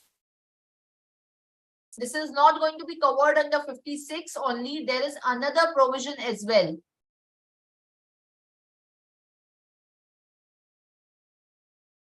So 56, of course, will come into play where there is gift for inadequate consideration.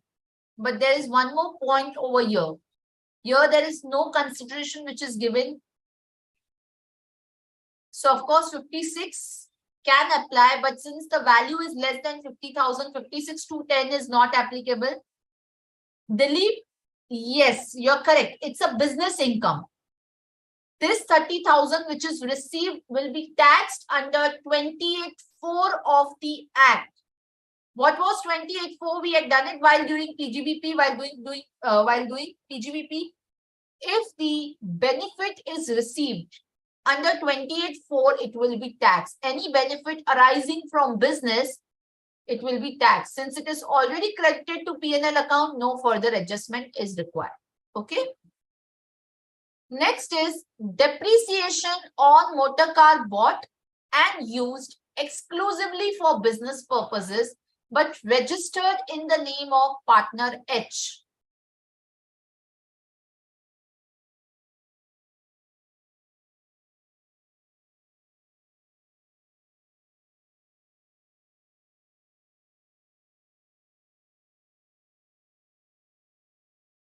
Yes, Dilip, if it exceeds 50,000 also, it is business income as per 28(4).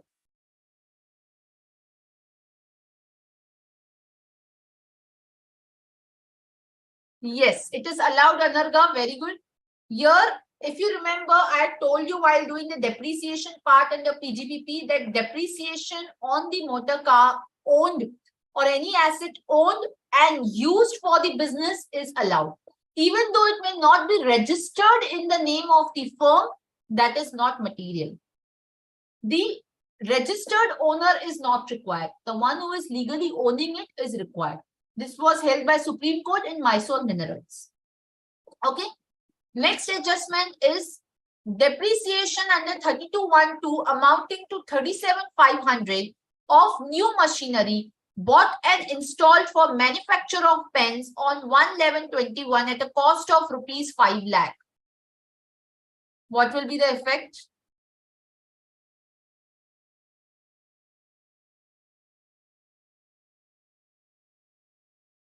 Yes, Dilip, correct. It is Mysore Minerals. Yes, ICDS was also, but Mysore Minerals Supreme Court judgment.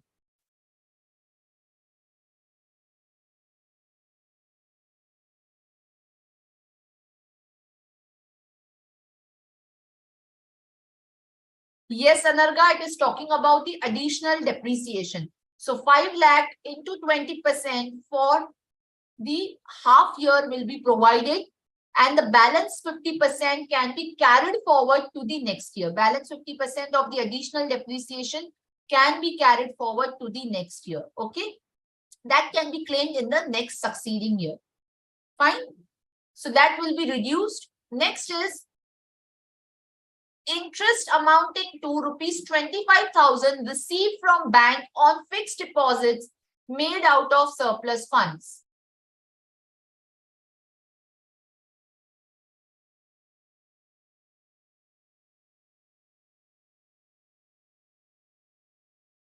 Yes. Interest on fixed deposits.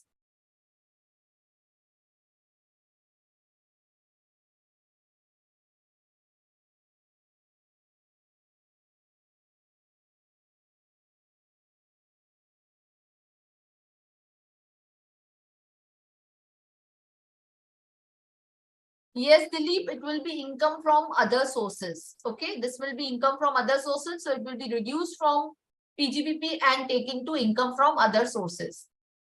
Next is the firm furnishes the following information relating to it. Closing stock was valued at 60,000 as per the method of lower of cost or NRV. The net realizable value of closing stock was 65,000. What would be the effect?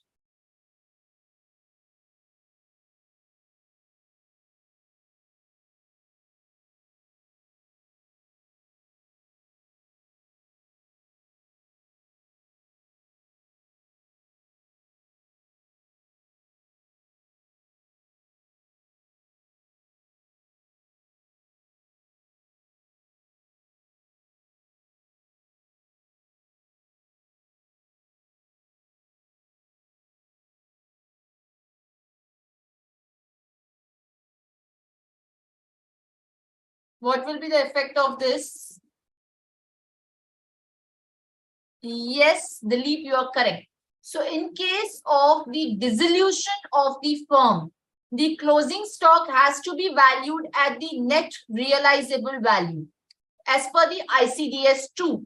ICDS 2 provides that the closing stock has to be valued at net realizable value in case of a dissolved firm. So the closing stock has to be added by 5,000 because it has been valued at cost.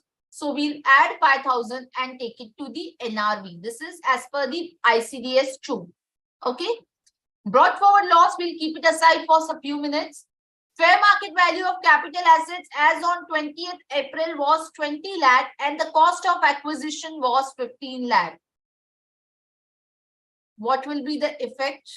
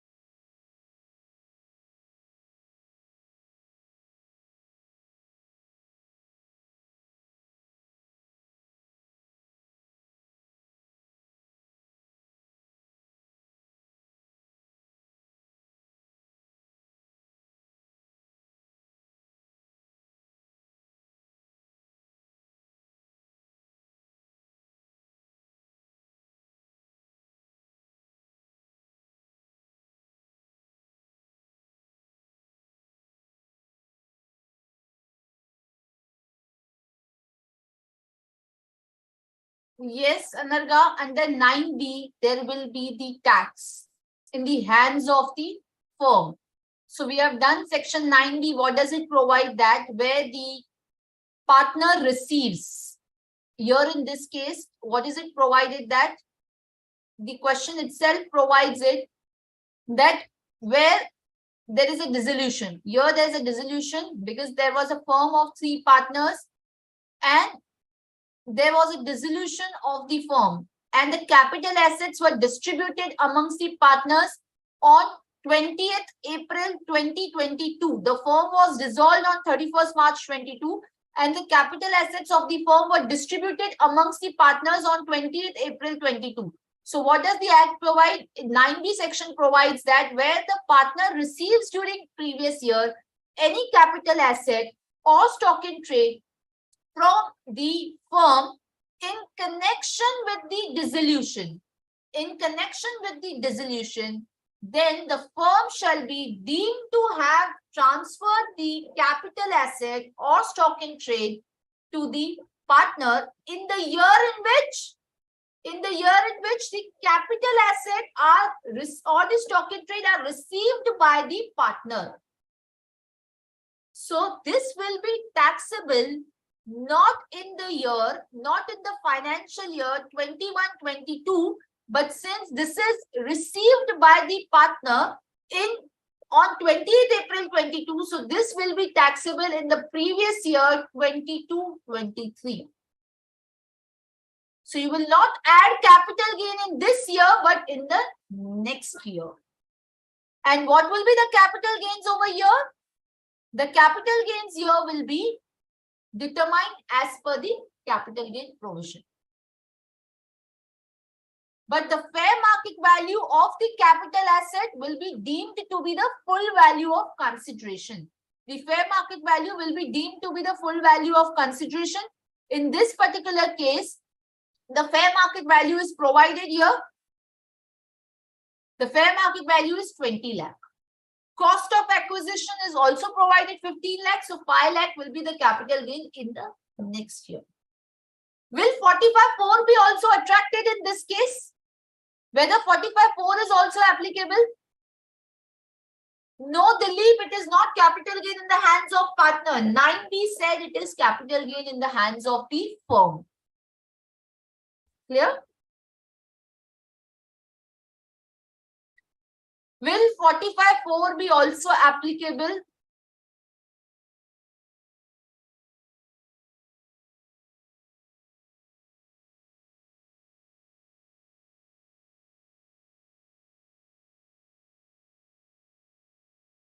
Yes or no?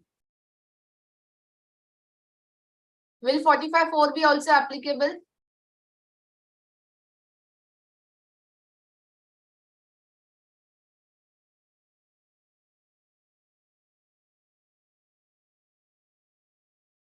Yes or no?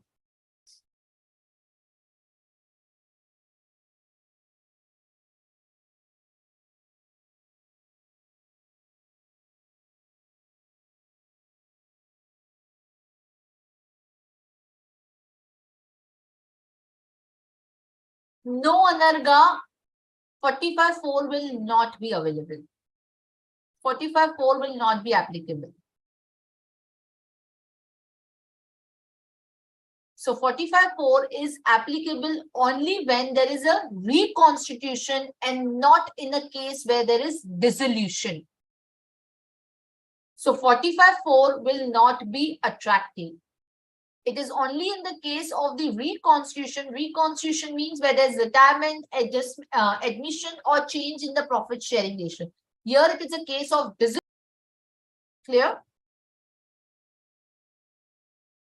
So 45(4) is, yes, Dilip, it will not be applicable. It is on the reconstitution, but here there is a case of the dissolution. Very correct. Okay. So this will be taxable in the next year. Then additionally, what does the question provide? It provides for the remuneration now. The deed of the partnership provided for payment of salary amounting to 1,25,000 each to H and G, who were the working partners. So calculate the remuneration for me. What will be the remuneration?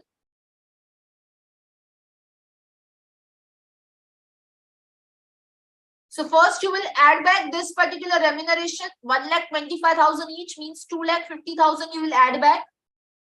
So I'll show you the answer here. 1,50,000 was a net profit. 50,000, which was the prior period interest prior to the agreement, was disallowed. 50,000, which was the interest on current account, was disallowed. 25,000, which was towards the purchase of TV sets, was disallowed. Difference in the valuation of closing stock, 5,000, was disallowed to make it to the NRV. 2,50,000 is the remuneration which is disallowed. Less additional depreciation, 50,000. Less interest on the fixed deposits, which is considered separately, 25,000. Now, what will be the remuneration? Tell me the answers. The figures are in front of you.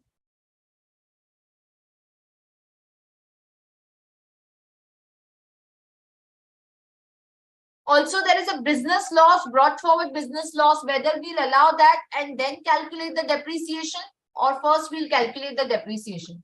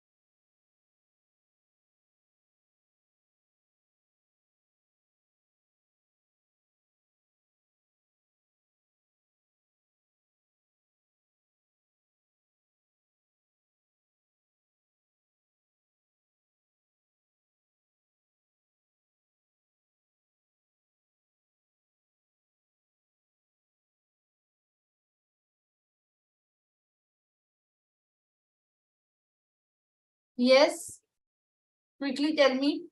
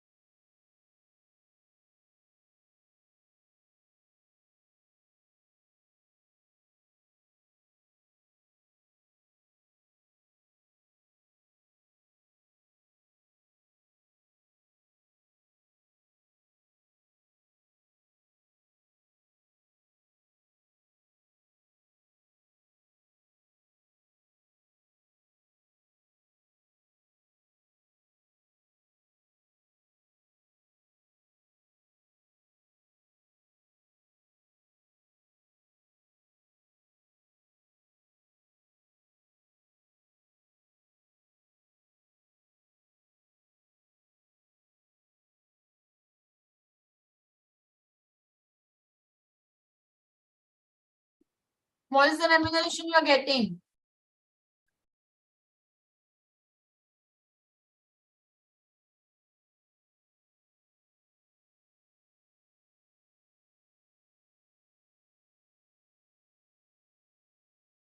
So on first 3 lakh, 90%, which is 2 lakh 70.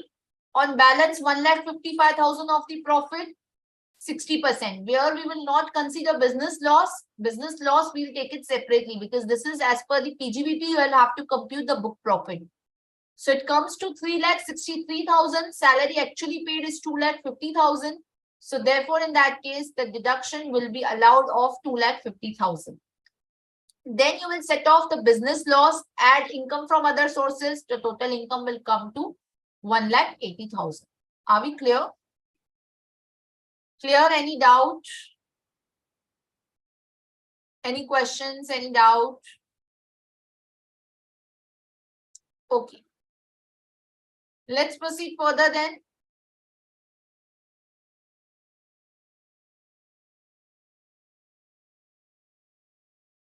Okay. Next is assessment of AOP or the BOI. Now, what is the difference between AOP and BOI? AOP can include any person. BOI means only the body of the individuals. So that's the main difference between the AOP and the BOI. Are we clear?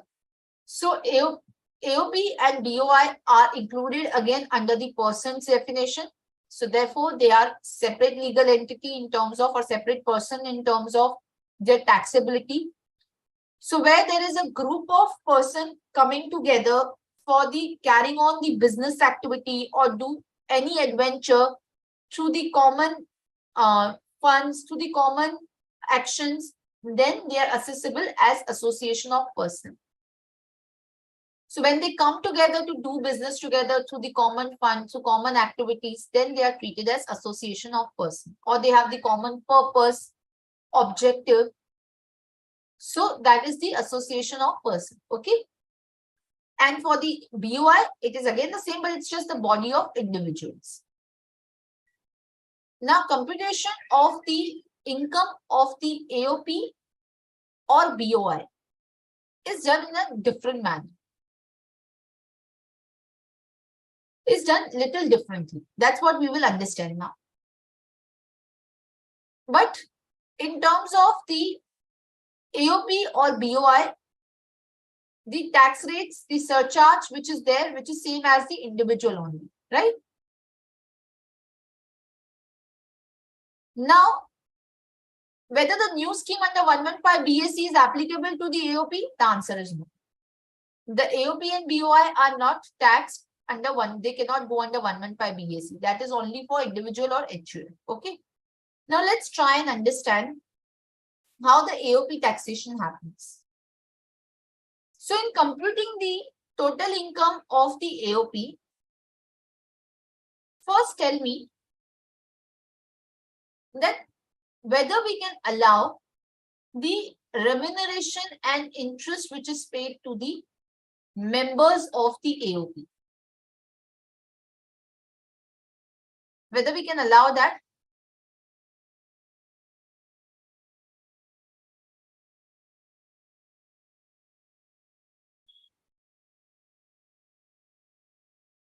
Whether we can allow, sorry, the remuneration and interest paid to the members.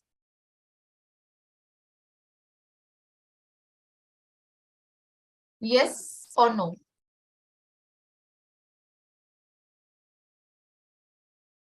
So remuneration which is paid to the members, interest, commission, whatever, will not be allowed. As it is allowed in the partnership form, here it will not be allowed. So in computing the total income, interest, salary, remuneration, all of that will not be allowed to the AOP or BOI. Are we clear? So in a case where there is the remuneration which is paid, that will not be allowed. So interest, remuneration or commission, you can write it down. interest, remuneration, salary, bonus, commission,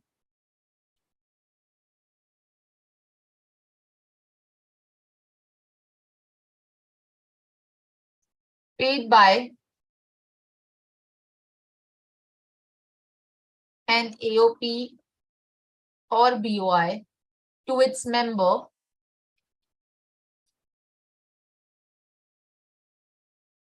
is not allowed as deduction.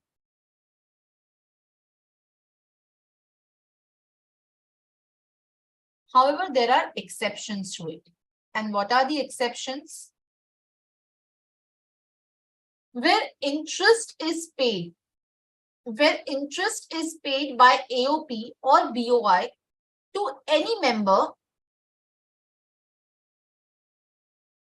which is in his personal capacity,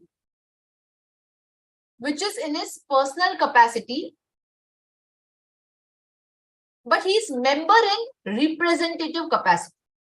So same logic what we did it in 40B, that if the interest or remuneration is paid to the partner in a representative capacity, that will be subject to the limits of 40B.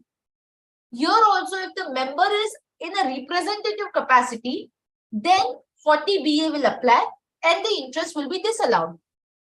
This is under section 40BA, small b. But if he is in a personal capacity under the partnership also, 40B will not be applicable. Here also, if the member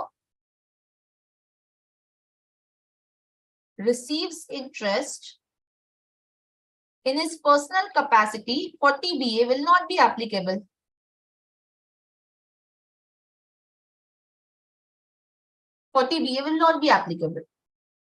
Or where interest is paid on behalf of other person. Same as in 40B only.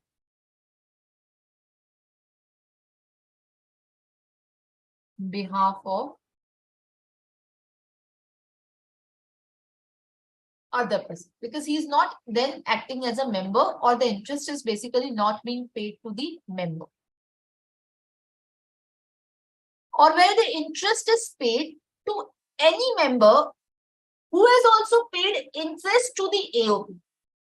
So I am paying interest to the member who is also paying interest to me. So he has taken loan from AOP and therefore he is providing me the interest. I am also paying the interest because he is a member. Then only that amount of interest paid by the AOP will be disallowed, which is in excess of the interest paid by the member. So only net interest will be disallowed. Okay. So interest paid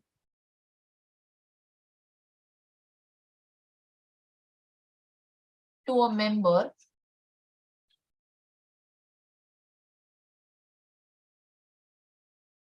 who is also paying interest to the AOP. Net interest is disallowed. Are we clear? Right. Now let's try and understand the assessment of the AOP. Let's try and understand. Assessment of the AOP.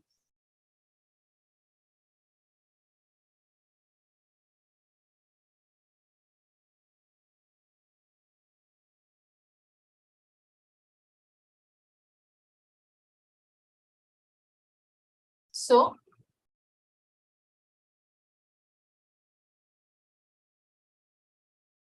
where the in case of the where the members' shares are not defined.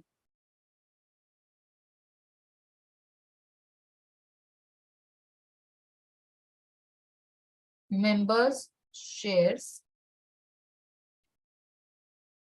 are not defined. Where the shares of the members are not defined, then in that case, you have two options, or you need to consider two things. Whether any member is taxed at rate higher than MMR. Any member taxed at rate higher than maximum marginal rate, then the total income will be charged at the higher rate. Let's say, for example, if there is a foreign company which is a member whose income is taxable, which is at the rate of 40%, which is higher than the maximum marginal rate, then in that particular case, AOP taxed at higher rate. If no member taxed at higher rate, then it is taxable at MMR. Are we clear? If the members' shares are known, if the share of the members are known,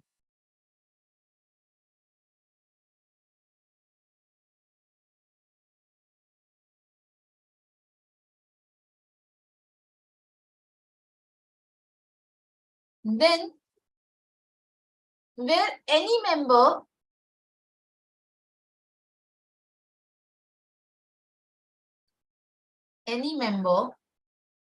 has other income which is greater than the basic exemption limit, where the total income of the member, excluding the share of the AOP or BOI, exceeds the basic exemption limit, then you have to again see whether any member taxed at rate higher than the MMR, which is, let's say, example, foreign company is a member. Then in that case, the portion of the income attributable to that member will be taxed at the higher rate. Balance income will be taxed at MMR. So, share of higher rate member, let's say foreign company, taxed at higher rate, balance members' shares taxed at MMR. If no member has higher rate than MMR, then AOP or BOI will be taxed at MMR. Clear? If no member has other income exceeding the basic exemption limit, then AOP taxed at individual rates. AOP taxed at individual rates. Okay.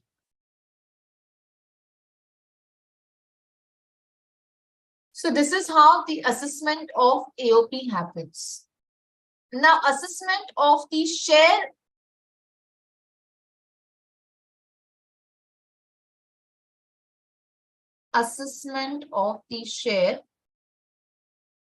in the hands of member.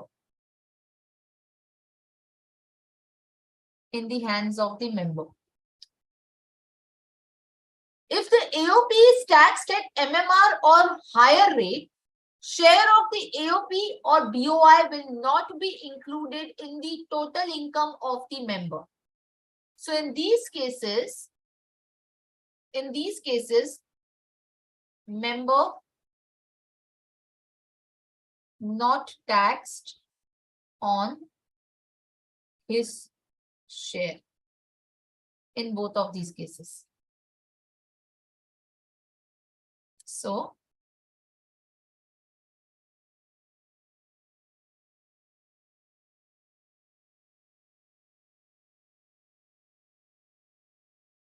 member not taxed on his share. Similarly is the case over here. The member will not be taxed on his share.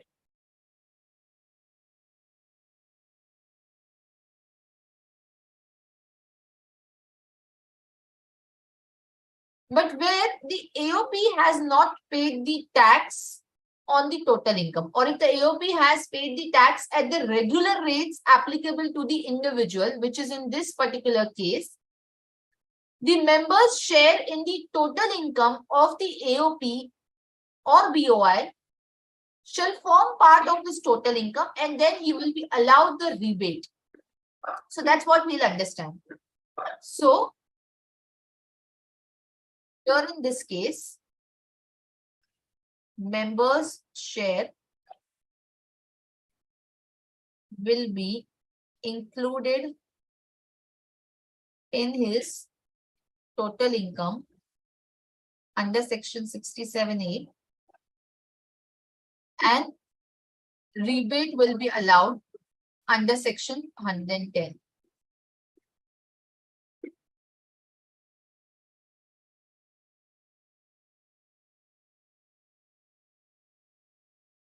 This is under section 86.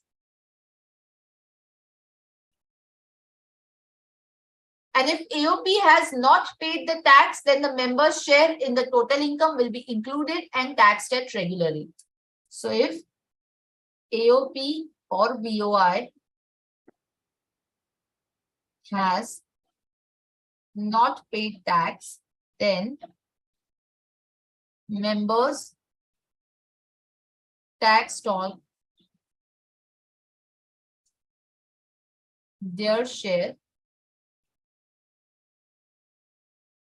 at regular rates. Clear? Also, if you remember, I told you under MAT provision that share of the member of AOP or BOI is to be reduced from the net profit for computing the book profit for MAT.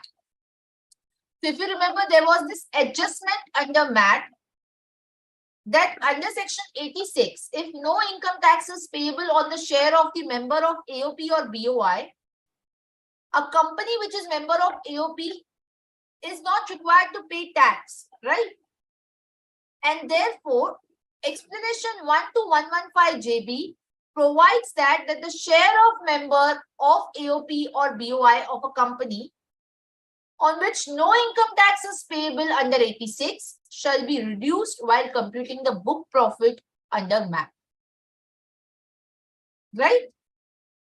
And if there is any expenditure that is being debited to P&L, that will be added back. So you will write it over here.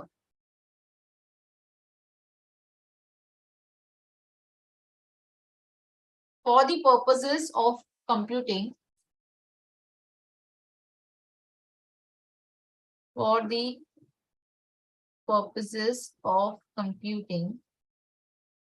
book profit for MAT under section 115 JB, reduce the share of member of AOP which is not taxed under section 86. Only 86 one, yeah? You don't need to reduce this particular amount. This is going to be taxed. Right? Reduce the share of member of AOP when it's not taxed under section 86 and add back any expenses if this is credited to P&L. Any expenses debited to P&L. Okay. Now the last part of AOP or BOI, how do we compute this rebate? And how do we compute the income of the member under 67A? So for that, come down below.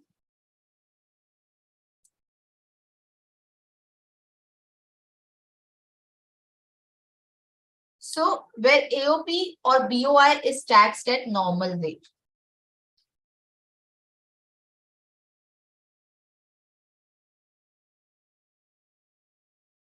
Taxed at normal rate, section 67A and 110. So step 1, compute the share of income of AOP or BOI. Compute the share of income from AOP or BOI. So where the member's share is determinate and known, then you have to first compute the share of the income of that particular member, and you will have to apportion it under the various heads of income in the same manner in which income of the AOP has been determined under each head. So here you will write it down. The share of the member to be apportioned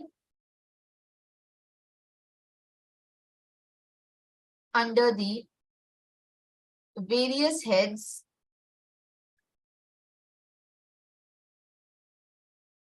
of income in the same manner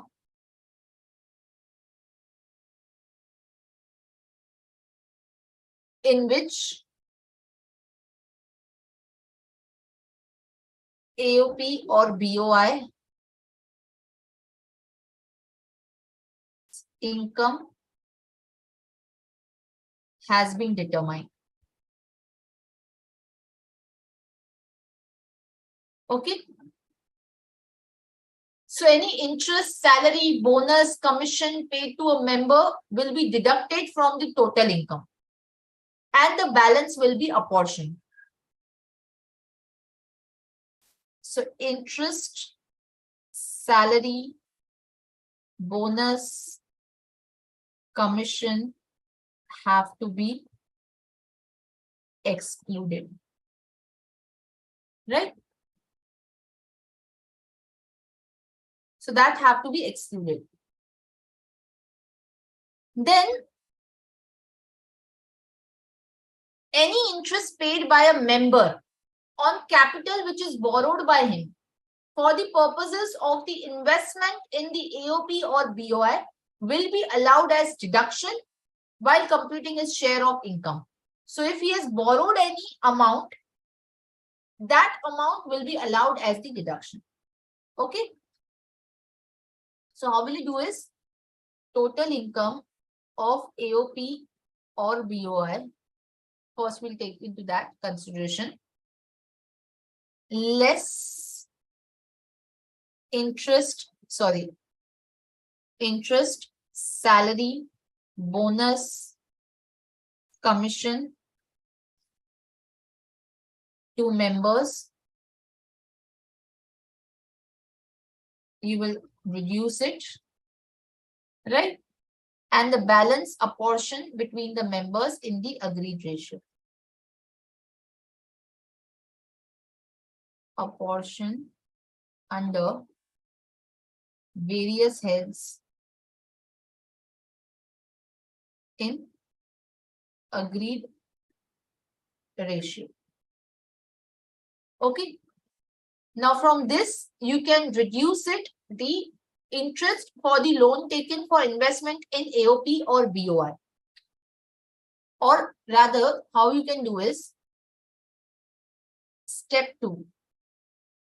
This is step 1, determining the income of the AOP or BOI. Now step 2 is computation of income of member. So here first you will take share of income from AOP or BOI, right? Add interest, remuneration, bonus, commission you will add, right? Then less interest paid for loan taken. So any borrowings which are done for investment in AOP, interest on loan taken for investment in AOP or BOI, that is allowed as deduction here. That will give you the income of member. Income of member of AOP or BOI. Then step 3 is calculating the taxability. Taxability of share of income from AOP or BOI. Okay, so how will you do it? First, include the share of from AOP or BOI and compute the total income. Include the share from AOP or BOI and compute the total income. Then compute the tax on total income. Compute tax on total income. Then compute the average rate of tax. Compute average rate of tax, which is tax on total income, which is determined into divided by total income, which is under 1. Then you will compute the rebate. Rebate under section 110 for share of AOP will be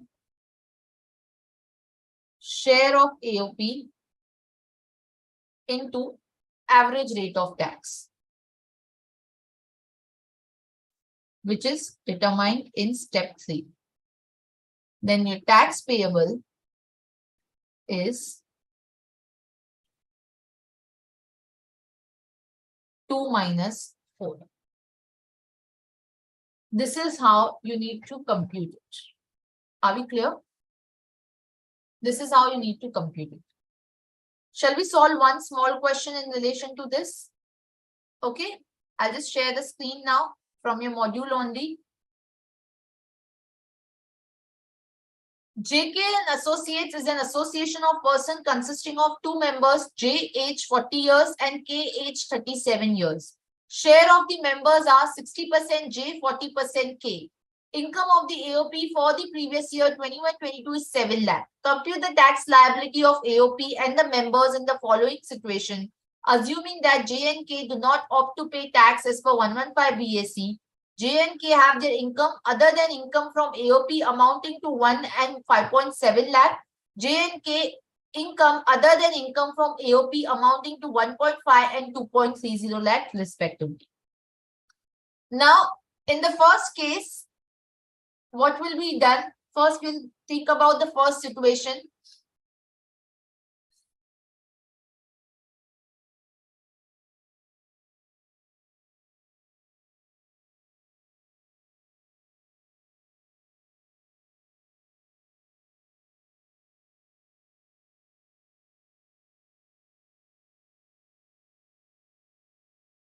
What will be in the first situation?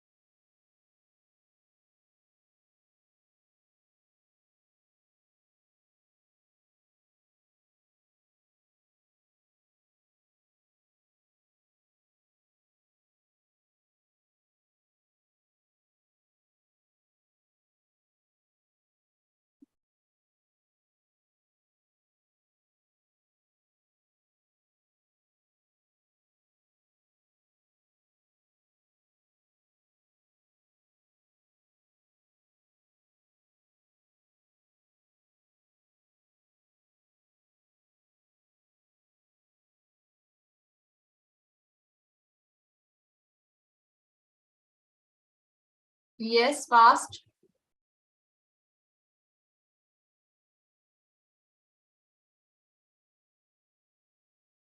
So in the first case, if you see the case income is 5.7 lakh, which is exceeding the basic exemption limit.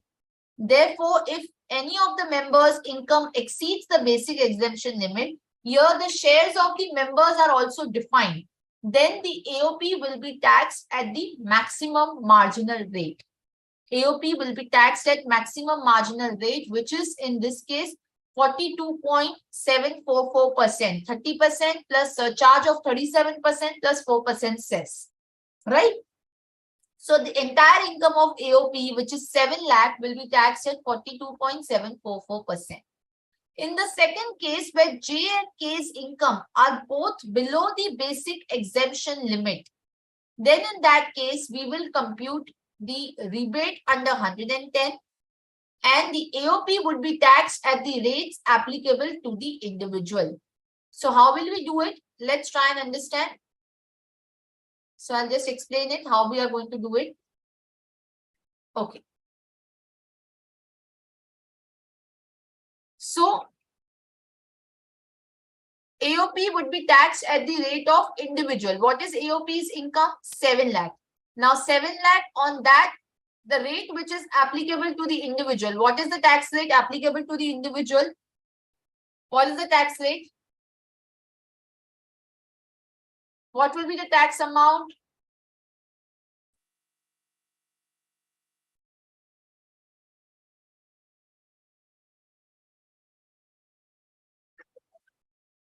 What will be the amount? Guess quickly.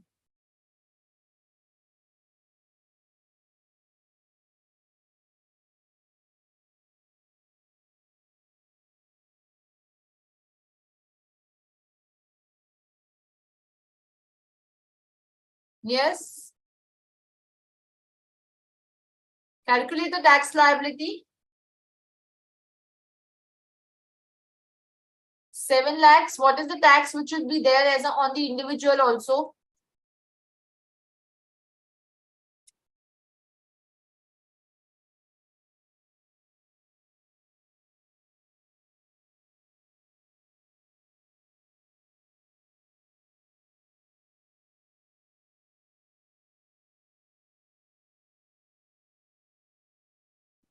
On 7 lakhs, what will be the tax?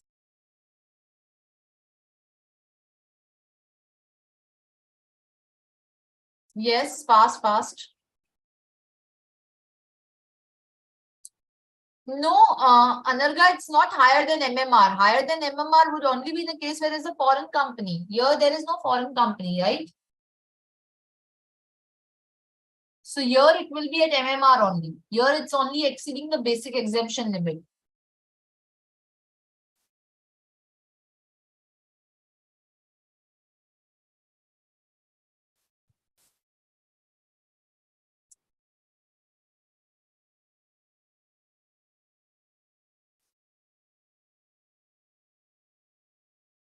Yes, the tax is 50 to 500, right? The tax on the individual as per the slab rates only will be 50 to 500, right?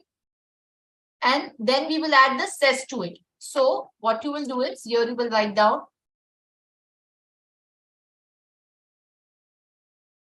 This is the second case I am explaining. First is done. The first one was share of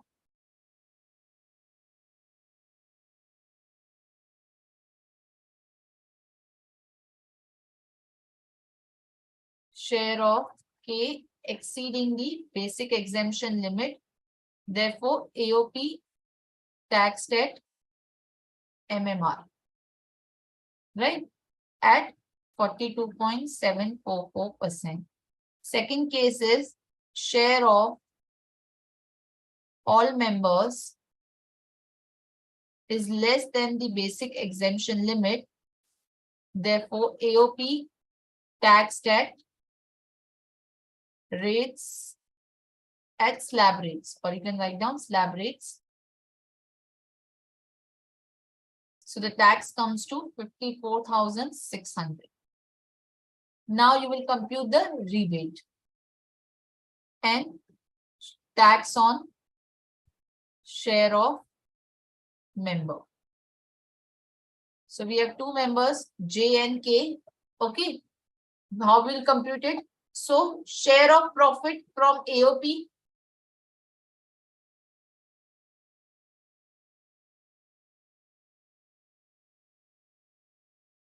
That is any which way is exempt. Right? So any profit which is distributed to J and K will be exempt. Okay. Now, what are their other incomes? Income from other sources. 1 lakh.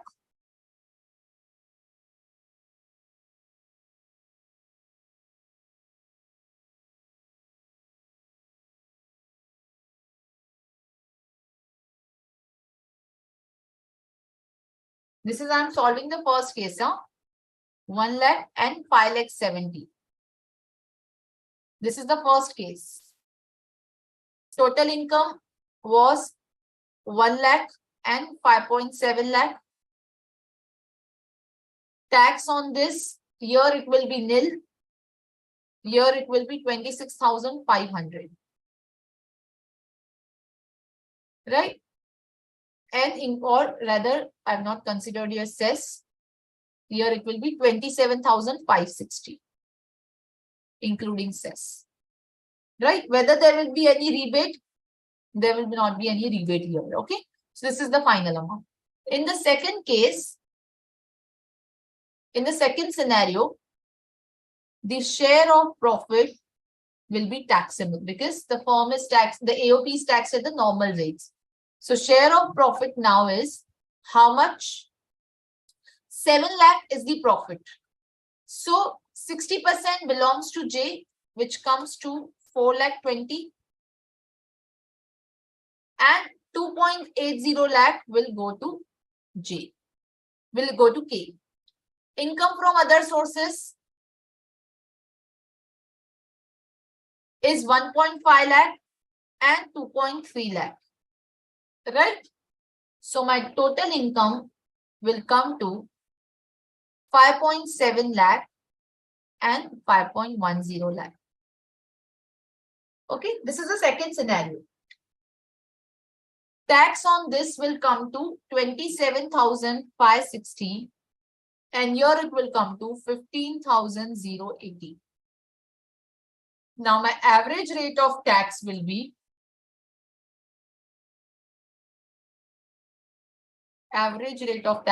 this divided by this. So this divided by this, right?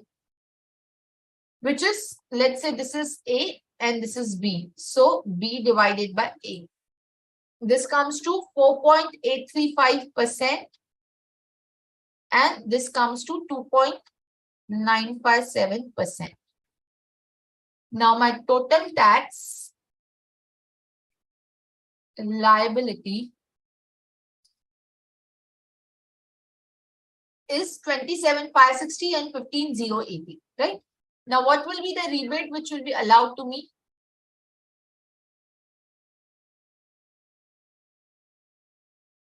Rebate under section 110. This will be share in AOP into this, I will put it as C into C. Average rate of tax. So this will be 4 lakh 20 into 4.835%, which gives to 20,307. In this case, it will be 2 lakh 80 into 2.957%. This will be 8280. Now the tax payable would be then 7,253 and 6,800. Did you get it? How do we compute it?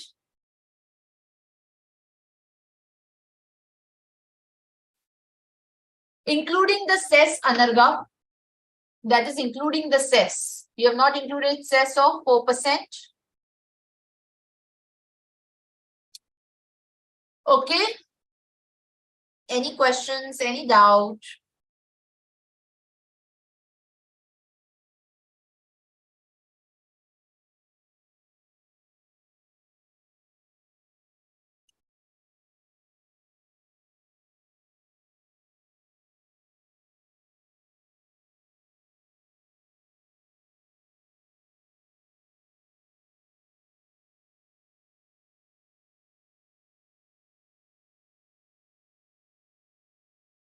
Did you get Anarga? How did we get 27,560?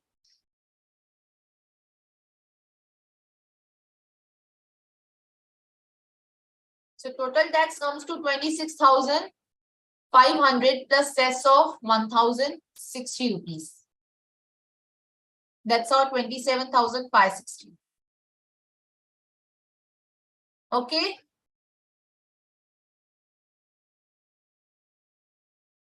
Yes or no?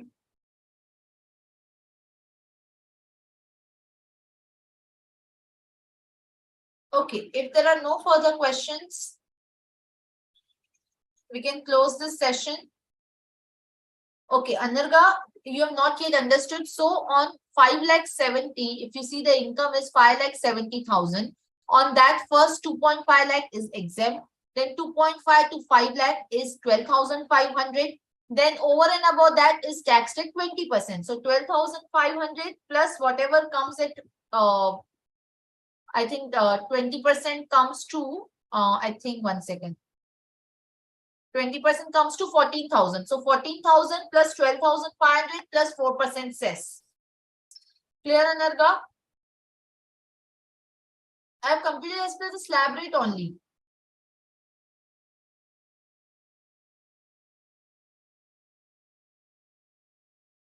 Did you get it? So this is like this. Up to 2.5 lakh, nil. 2.5 lakh to 5 lakh, it is 12,500. Over and above that is 14,000. So this comes to 26,500 plus 4% cess, which makes to 27,560. Okay. Okay. So thank you so much, students. See you in the next class. Please revise.